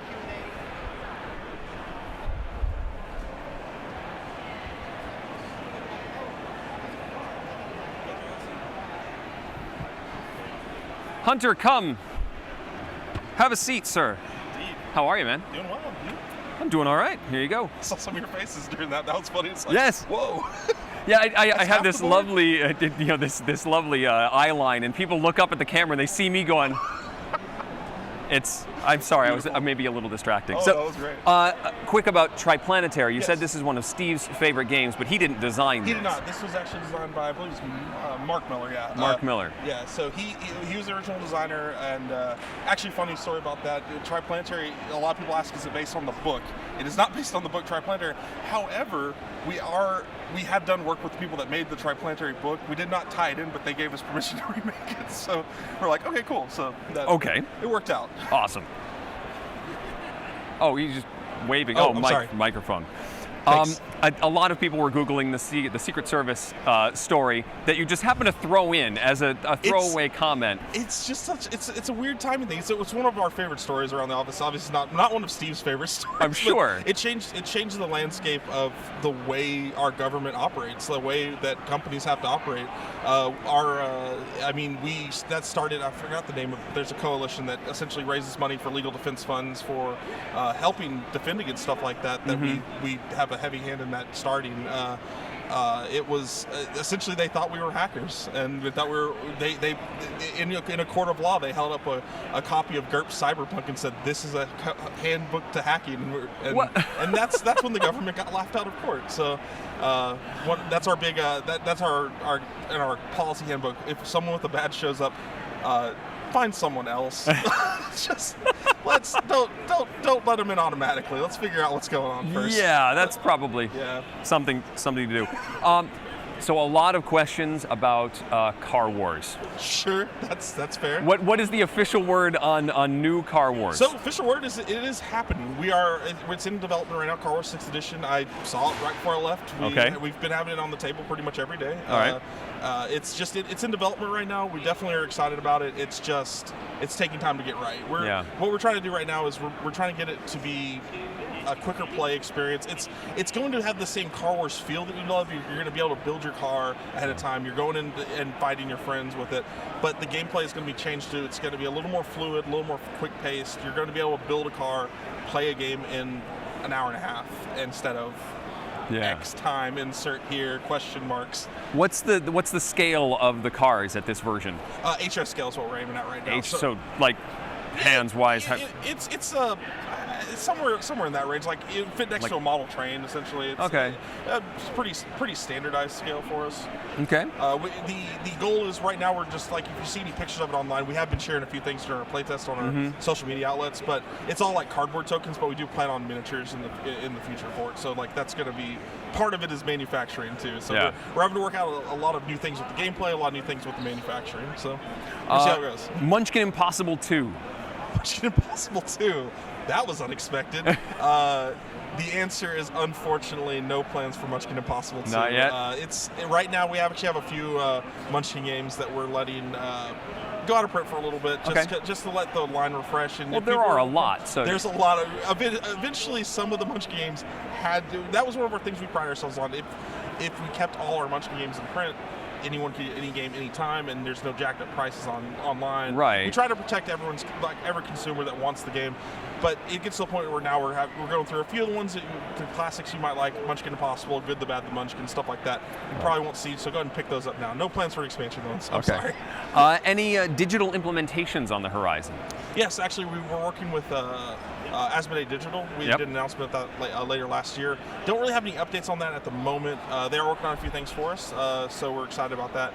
Just not a huge amount of news on that front. We did actually work with Auroch Digital to release the Ogre video game. That was one of our big things for the Ogre Kickstarter. That's actually on Steam for PC and Mac now. So if you're interested in Ogre, that is fully available online. Tons of scenarios, online multiplayer, all that stuff. Yeah. So I wasn't aware of a collaboration with Simon for the Munchkin license. Yes. What's coming up with that? Oh, so that one's I'm really excited about. I don't have a ton of news that I can share on that. Okay. I have seen cool things. So the word is cool. There is cool. You might say cool minis, but I can tell you they are working on, because they announced it, that they are working on a Munchkin Arcadia Quest. And so you'll see some stuff about that hopefully very soon. I don't know what the timeline is on that at the moment. They're going to share the news first, and then we'll get some more information. But it looks very, very nice. I'm very excited about that. That's one of the coolest projects I think I've had a chance to see in the past year or so. So the word is that HO scale is 10% smaller than Hot Wheels. Yeah, it's right around there. It's a little bit smaller than Hot Wheels, I'd say, based on what I've seen. Hunter, thank you so much for spending some extra time with us. And thank you for your questions. Keep them coming. We've got more on the way from our live coverage of Origins. Stay tuned. Thank you, sir. Thank you. Really appreciate it, guys.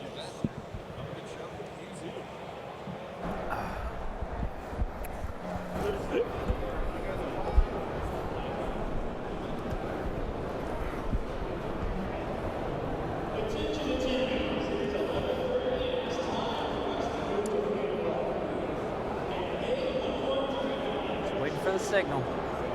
Yeah, that's annoying.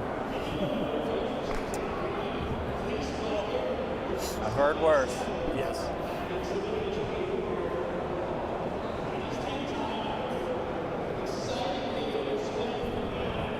Who doesn't love a Ferengi?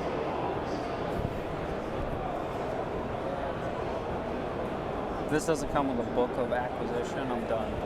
But the whole thing. The whole thing. There are quotes of rules of acquisition. Okay. All right. Hey folks, welcome back to our 2018 Origins Summer Preview. I am here with Zev from WizKids. You've got a few things to show us, but what do you got first? All right, so the first thing I have is Star Trek Galactic Enterprises. This is actually a reskin of an older game called Fantasy Business. Okay. In this, we are Ferengi on Deep Space Nine selling various items. You can see some of the things here. We got phasers, replicator units, Dabo machines, and a few other things. In this game, we are auctioning cards that we're going to be selling, and these cards, we like have a store, so they're inventory. So even when you sell them, you don't lose the card, it's just the stock that we constantly have. All right. There's also action cards, which are kept face down and secret, which you can also auction off, and of course they mess things with other players or help you or whatnot. The goal of the game is to make the most latinum, because Ferengi, right? Profit is profit. Profit is where it's at. That's the first rule. That's the first rule of acquisition. Profit is profit. So what we do is when we auction off these things, we grab them here, and then we do a Latinum squeeze phase where we try to price fix the items. You can, and here you have a pad here, so you're going to write down in each round what you're going to sell the items that you have. You can't go below the base value of the thing, and you can't go more than double the value of the item. If you are the only one that has it, it's nice and easy. You probably set it at the highest price. Boom, you get your money. Very, very easy, very simple. The fun stuff comes in when a couple of people have the same item. So for example, Rob, if you have pads and I have pads, and they are 4, so we can look at each other and go, well, sir, do we want to monopolize and go for 8 each and make a nice hefty sale there? And we might say, okay. Or we still might say, okay, but when we write down the price, you may put down 8, but I may put down 6. So when we go to say, hey, how much are you selling this for? And you go, we're selling for 8. I go, I'm going 6. So you don't get to sell your pads. At all. At all. Ooh. They get to buy from me, and because I was the lowest price, I also get a 2 platinum bonus per card that I have. Oh, so you still get the 8 anyway. So I still get the 8 anyway. But if I had 2 or 3 of those pads, so I would get 6, 6, 6, and then a 2 bonus, 2 bonus, 2 bonus. Okay. Now let's say a third person joins us, and they get some pads also. They want to get in on the pads action.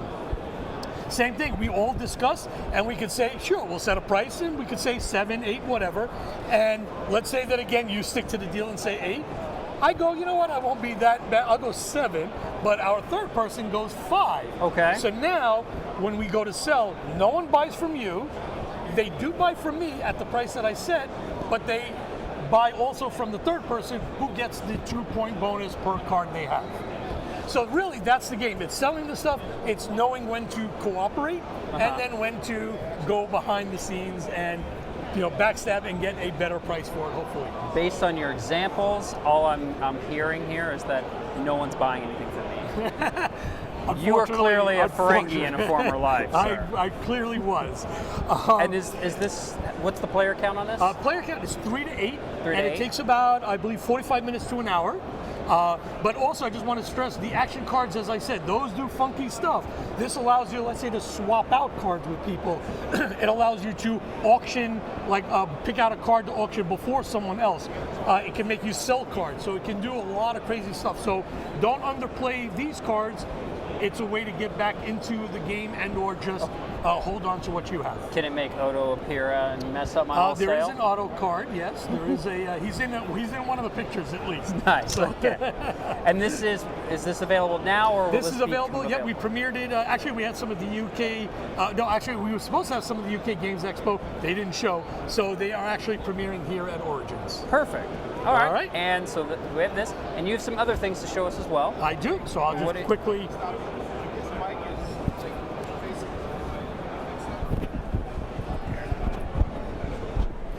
And if you want it on, that's fine. Yeah, let's just. Oh.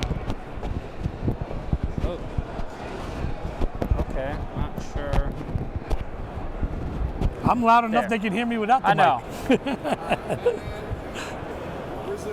Okay. All right, so I'm going to bring up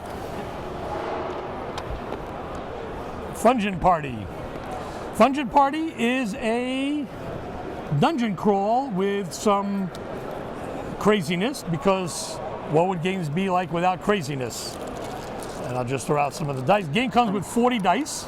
It goes to 5 players, 2 to 5 players, although there are 7 characters in the game, but you play with up to 5 maximum. Up to 5, okay. You have cards like you have characters like the rogue, the wizard, the barbarian, the rogue. Your typical fantasy exact archetypes.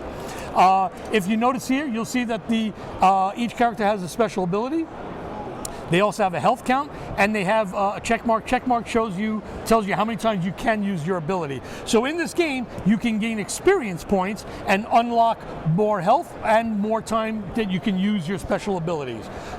So how do we do this dungeon crawl? We have these quest cards. Each quest card that you play in the game adds 30 seconds to the game. You play with a minimum of 6 cards, so you could play as little as 3 minutes in this game. Wow. Okay. And as high, of course, as you want. There are 66 quest cards. But, again, as I said, it's not your typical dungeon crawl. This is very crazy, stand-up, throw dice, dexterity kind of game. So, for example, we have here Drop Dead. So when this comes up, so we read, it says, all characters stand 5 paces apart. On the count of 3, each character throws 1 die to the character on their right. You must catch the die coming to you from that person, and the quest is complete when no dice were dropped. So everybody stands up, takes a die, whoop, and starts throwing, and you got to make sure it's caught. If you fail, you take a penalty, and this one in particular is for every die drop, the party takes a damage or loses a life, and the party is a pool, so they can decide who takes the damages. Right. Also, if it's incomplete, it goes into an incomplete pile. If you do complete it, it goes into a complete pile, and I'll explain that a little later. Just as another thing here, we have nice simple one. Math is hard. This is you roll a monster die. This is the black die here, and you would add it. Let's just put it here. And basically, we all have to frantically put our dice here to make the sums. So this one is 5. Yeah, you have to put a 2 here to 7. Right. Now so you have to roll exactly, and then you have to keep going. All right. Yeah, and then this one is 8, but then this has to make 10. 10 that direction. So we have to figure that out. This one is Macho Meeple.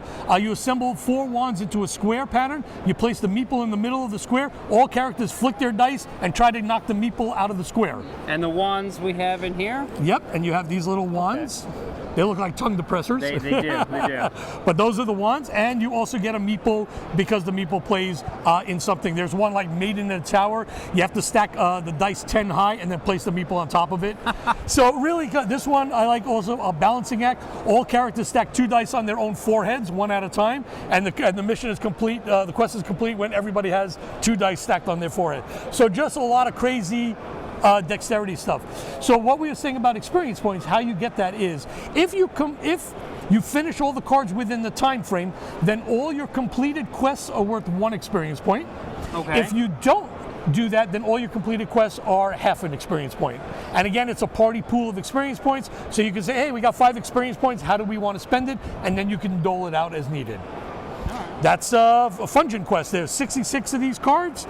There's lots of health tokens, experience point tokens, and check marks. 40 dice. There's a set of 5 dice for each character, matching their color. So you have blue for that. You'll have gray dice for that, and the monster dice are the black dice. All right. And you mentioned something about timing. Is there a timer? No, that we tell you use your cell phone or something. So we're not shy of saying no. There's no stand timer. It's use your phones. So everyone's got one. Do that. Yeah. So use some sort of timing device to do that, because you can set this as a variable pace, and again, it's 3 minutes to however you want to do. However long.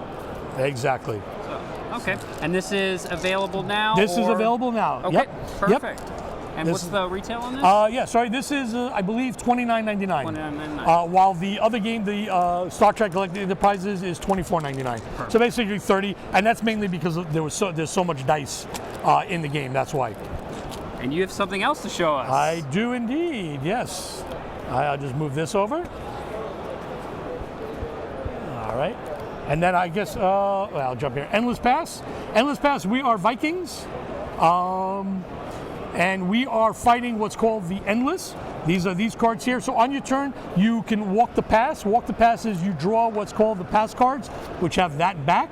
Any endless you reveal, you put on the table. You have a Viking. There's generic for everybody to start with, and then there's a name thing where the number of cards you draw and the number of action cards you have are variable, and also you would have a special ability. So it's generic, where it can be just symmetrical, or you can be or it can be exactly symmetrical, or you change it up. The object of the game is to be the Viking with to reach 10 glory and survive the turn, or be the last Viking standing. And as I said, you can fight endless, and you do that by using swords, Greek fire. There are shields where you can evade the endless. What's interesting is any endless you kill, you get glory. Any endless you evade don't do damage to you, but any endless that you don't kill or evade do damage to you.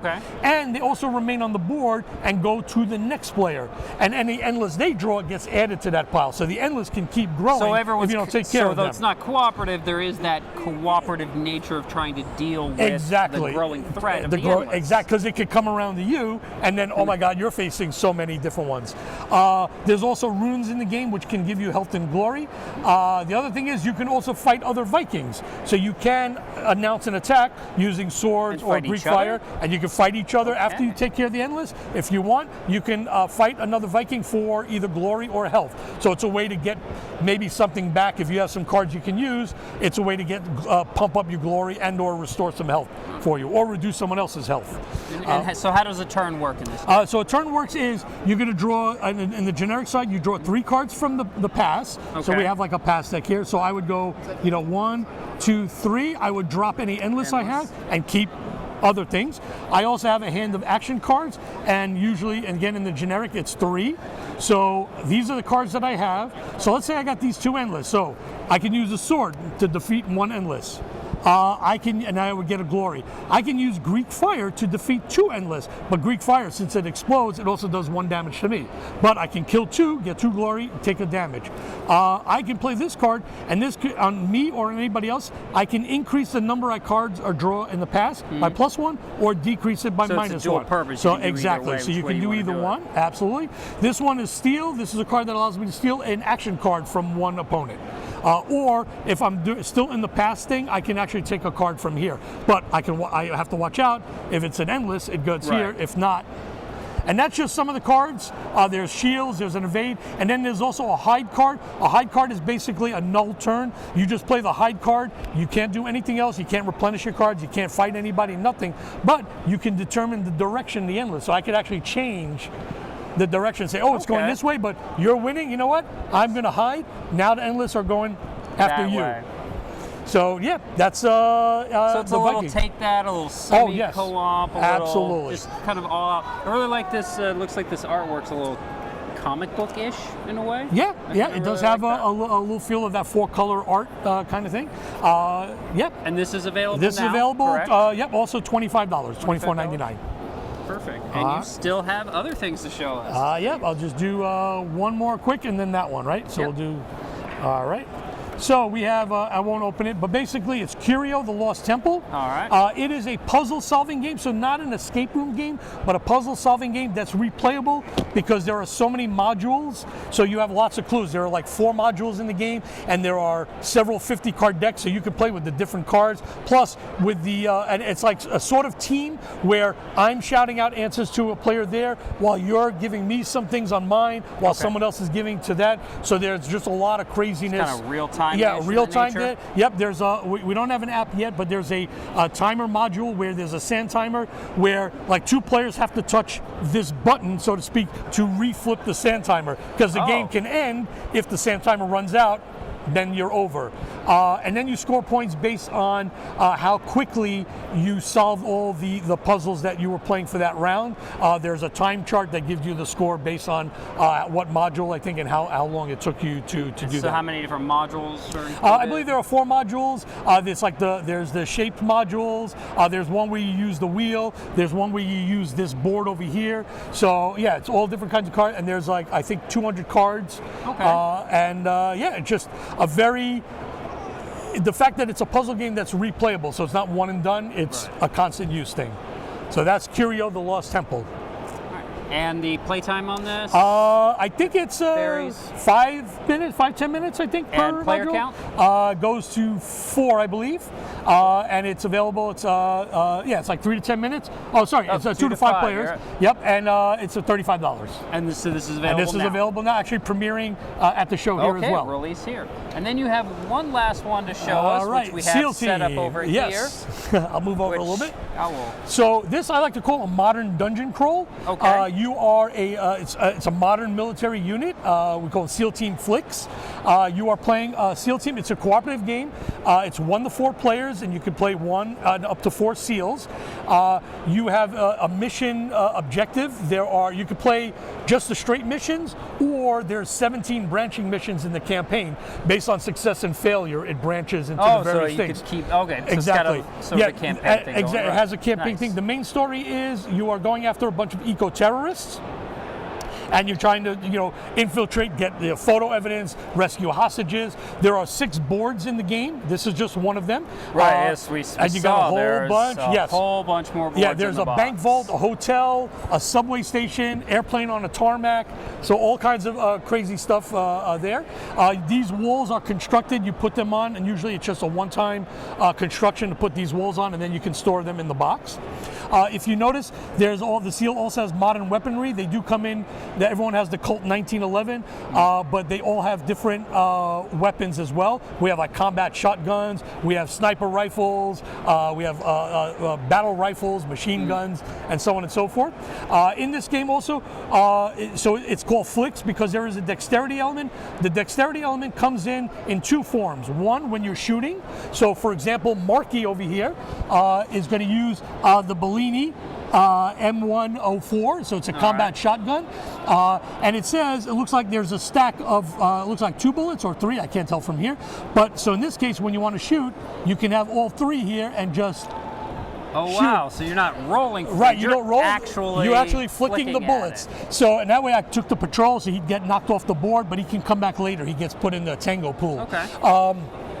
So that's part of the flicking. The other flicking comes in, we have 3 sideboards. One of them is a sniper sideboard. So if you have a sniper rifle, you would, based on what level, rookie, veteran, or operator, you would take the bullet and you would try to shoot it by flicking.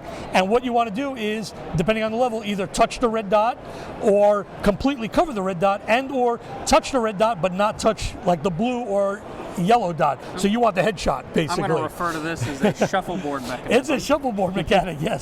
And then, by the way, if the sniper has a hostage, then you have to be really careful not to shoot the hostage, yes. Nice. So the other things you can do is, if you notice these doors, there's a red side and a green side. The red side is electronically locked. So there's a sideboard with like an E-lock, and you're going to roll that number of dice and cover those numbers, and then you got to flick to knock those discs off the numbers, and that's how you've hacked the code to the door. Very cool. And then the last thing is a bomb defusal, where you have to flick to knock discs off the various colored wires. So that means you've cut the right wires and defused it. And you have like 10 seconds to do that. This is a camp. This plays as a campaign. It plays campaign or regular. All right, but if your character's playing campaign, they get more stuff as they move. Yes, so they can specialize. You unlock specializations, and then you can unlock use of better or higher grade military equipment. We have snake cams, active camouflage. We have HE grenades. I mean, flashbangs. We have all kinds of cool military items here, and of course all the weapons. Nice. And when will this be available? This is actually available at the show. It's at $59.99. $59.99. Really good price. All right. This looks really. I don't think I've ever seen one with a dexterity where I'm actually shooting at it. And also the it's modern really cool. theme has been is very different. That's what we wanted to do. Do something different. I appreciate you sitting down with us, Zev. Thank you for having me. A lot of good games, and we will see you folks a little later. Thank you. Whew. Got it about right. I did not know that. Does the ricochets do things yes, too? Like, you can hit off the walls. So if you're aiming at someone and it hits other people, you hit each other? You can. Friendly fire, man. It's dangerous. Nice. I'll tell you, you can easily die in this game. You seem lost in thought. Am I good? Thank you. Oh, hi. Just had to make sure that I was actually, you could hear me. We're here at the Q&A desk. We'll talk with Zev in just a little bit and get some of those questions. That was a lot of games to ask questions about, but we'll see what we can fly through. We only have a few more minutes before we have to shut down for our lunch hour and for switching the streams. But I will try and get some of those questions asked of Zev.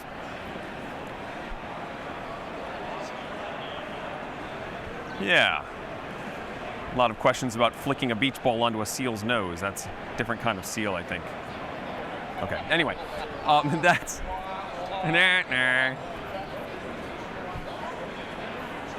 Hello, Chaz. Hello. Chaz Marler has been an excellent asset to the team here. He makes everything run behind the scenes, and then he pokes his head in like this and says, hey, can you make this go a little faster? And I go, I'll try. And then he's like, hey, I'm hungry. I want to go to lunch now. And I say, I have stuff to do. You can't eat yet. And he's like, hey, I'm just going to look at you like creepily right now. And I'm like, hey, yeah, whatever you want to do. It's fine. Thank you for the kind words. As promised, here's your wallet back. Thank you. Just hang on to that for later. What's your ability on your card on the neck? That I don't know. I'm not sure. See, I'm very helpful here. Anyway, we're going to talk to Zev in just a second. Zev, come here. He's been stopped. He's been stopped.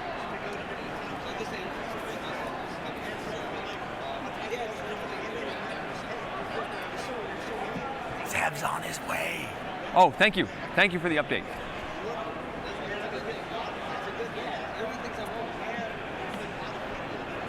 Oh, Zev. Mr. Slazenger.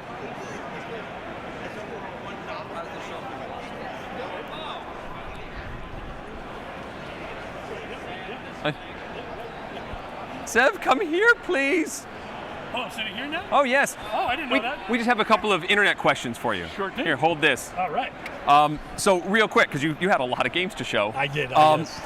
Sorry. There was a correction on the first rule of acquisition. You misquoted it. Yeah. What you said was actually Rule 202. Oh, I see. According to, I'm sorry, there are folks that had to correct it. Yes. So, any Sidereal Confluence expansions on the horizon? Anything for that game? I've talked with the designer, and there is some movement, but honestly, I don't know what we can do with that because it would have to be. I know people have talked about doing like various factions within the existing races, but I think all the races are balanced for the type of materials that we have, and then it's like, do we add more material? I don't know. I think it would just make the game just crazier. I'm not sure. But he's thinking about it, so we'll see what happens. Okay. Yeah. Curio, we didn't get a chance to see inside that one, but so you said there's 4 scenarios, but then a whole bunch of cards that sort of make each of those scenarios work differently, Well, what happened is, so we call them modules. So let's say there's the threads module or the shapes module. So in the shapes module, there'll be 50 cards that deal with the various shapes, because you have shape counters. So it'll tell you, like I'll get a set of shapes, and the person who's giving me the clues will say, okay, get rid of all red shapes. Okay, I'll get rid of all triangles. Okay, I'll get rid of triangles. So that's the kind of thing. The cards are part of the modules, and they affect the components. So there's the tokens. There's one that we showed you. We talked about the wheel. So there'll be cards that will say, okay, turn the inner wheel counterclockwise 2 spaces. Turn the middle wheel clockwise 1 space. Okay, what's the letter that's facing? Oh, okay, I got the letter. And that's how you solve it. And then you have the board. It's the same thing where you say, okay, between these 2 symbols, place the there's a translucent stick kind of thing to cover that up, and then you make an intersection. Okay, what's the symbol you got? Okay, and then there's actually even a threads book. So then you go, okay, I got this weird symbol. Okay, look it up in the book, and then the book gives you all like 26 different things where you have to figure out what the letters are. Basically, you're always trying to find out, I believe, a 5-letter word. That's what it comes down to. So Yeah, it's hard to explain without showing it completely, Right. Yeah. and I do understand that. I just know I didn't have a lot of time, so I didn't want to break open everything. Right. But yeah, basically the cards are integrated with the components. They use them together to get each letter, and then you try to solve the 5-letter word by finding all the letters. Okay. So I mean, within that box, you've got lots of combinations of games. Correct. Yeah. Correct. That's why we say it's very replayable because of that aspect. Correct. I mean, a lot of the questions are, what's coming up for this game? What's coming up new for this game? Sure. So I think we've worked through all the games that you showed. Okay. Now all of the ones that everybody's asking Okay, about. go for it. Star Trek Fleet Captains. Anything on the horizon? As far as I know, no. It would be given to me, and I've not gotten anything for that yet. I'm going to say there's probably going to be nothing for Fleet Captains. Expeditions? No, I don't think so. Burke's Gambit. No, I think it's good as it is. Let Her Go. Let It Go, actually, we're premiering at the show. I didn't show it here because Tom had reviewed it. Yep. So that's why I didn't show it off. But yeah, I mean, it just came out, so we're not doing anything new for it yet. Come on, people want new stuff already. It's been like 2 weeks. it's been like 2 weeks. No, buy this one, sell it out, and then we'll do more. Excellent. Let's see. I will mention one. Yeah? We are, for 2019, we're going to be Tournament at Avalon, which will be a standalone and a combination with Tournament at Camelot. Ooh. Yes, it's going to be a lot cool. It's going to actually also take the player count to 8 players. Okay. And it's going to be very, very cool. More Godsend cards, more characters. It's going to be a lot of fun. Excellent. Yes. Very nice. Well, Zev, thank you very much for answering our questions and for hanging out with us for a little bit. Thank you for your questions. Now, I have a question for Derek over here. Derek, am I signing this off, or is somebody else going to talk to us? Our producer's chasing the boss. So we're getting ready for lunch, and so it's time to say goodbye to everybody. Anything else you're super excited about this show? At this show? Yeah. It's just being here and seeing everybody. Yeah. That's always my favorite thing. Yeah. Absolutely. Awesome. All right, so at this point, we need to have a word from Tom Vassell. All right. Go over here. Thank Thanks, you, guys. Zev. Hello. Which one am I on?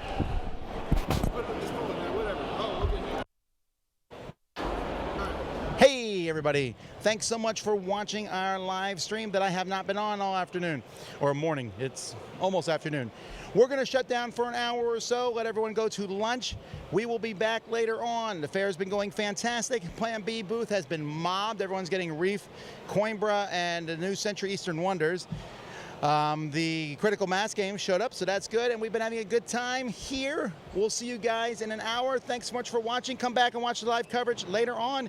On the next time, I'm Tom Vassell, and these have been my immensely talented co-hosts. Also, Chaz Marwa is never on screen, but is doing a fantastic job at putting this all together and deserves lunch. So thanks for watching, everyone.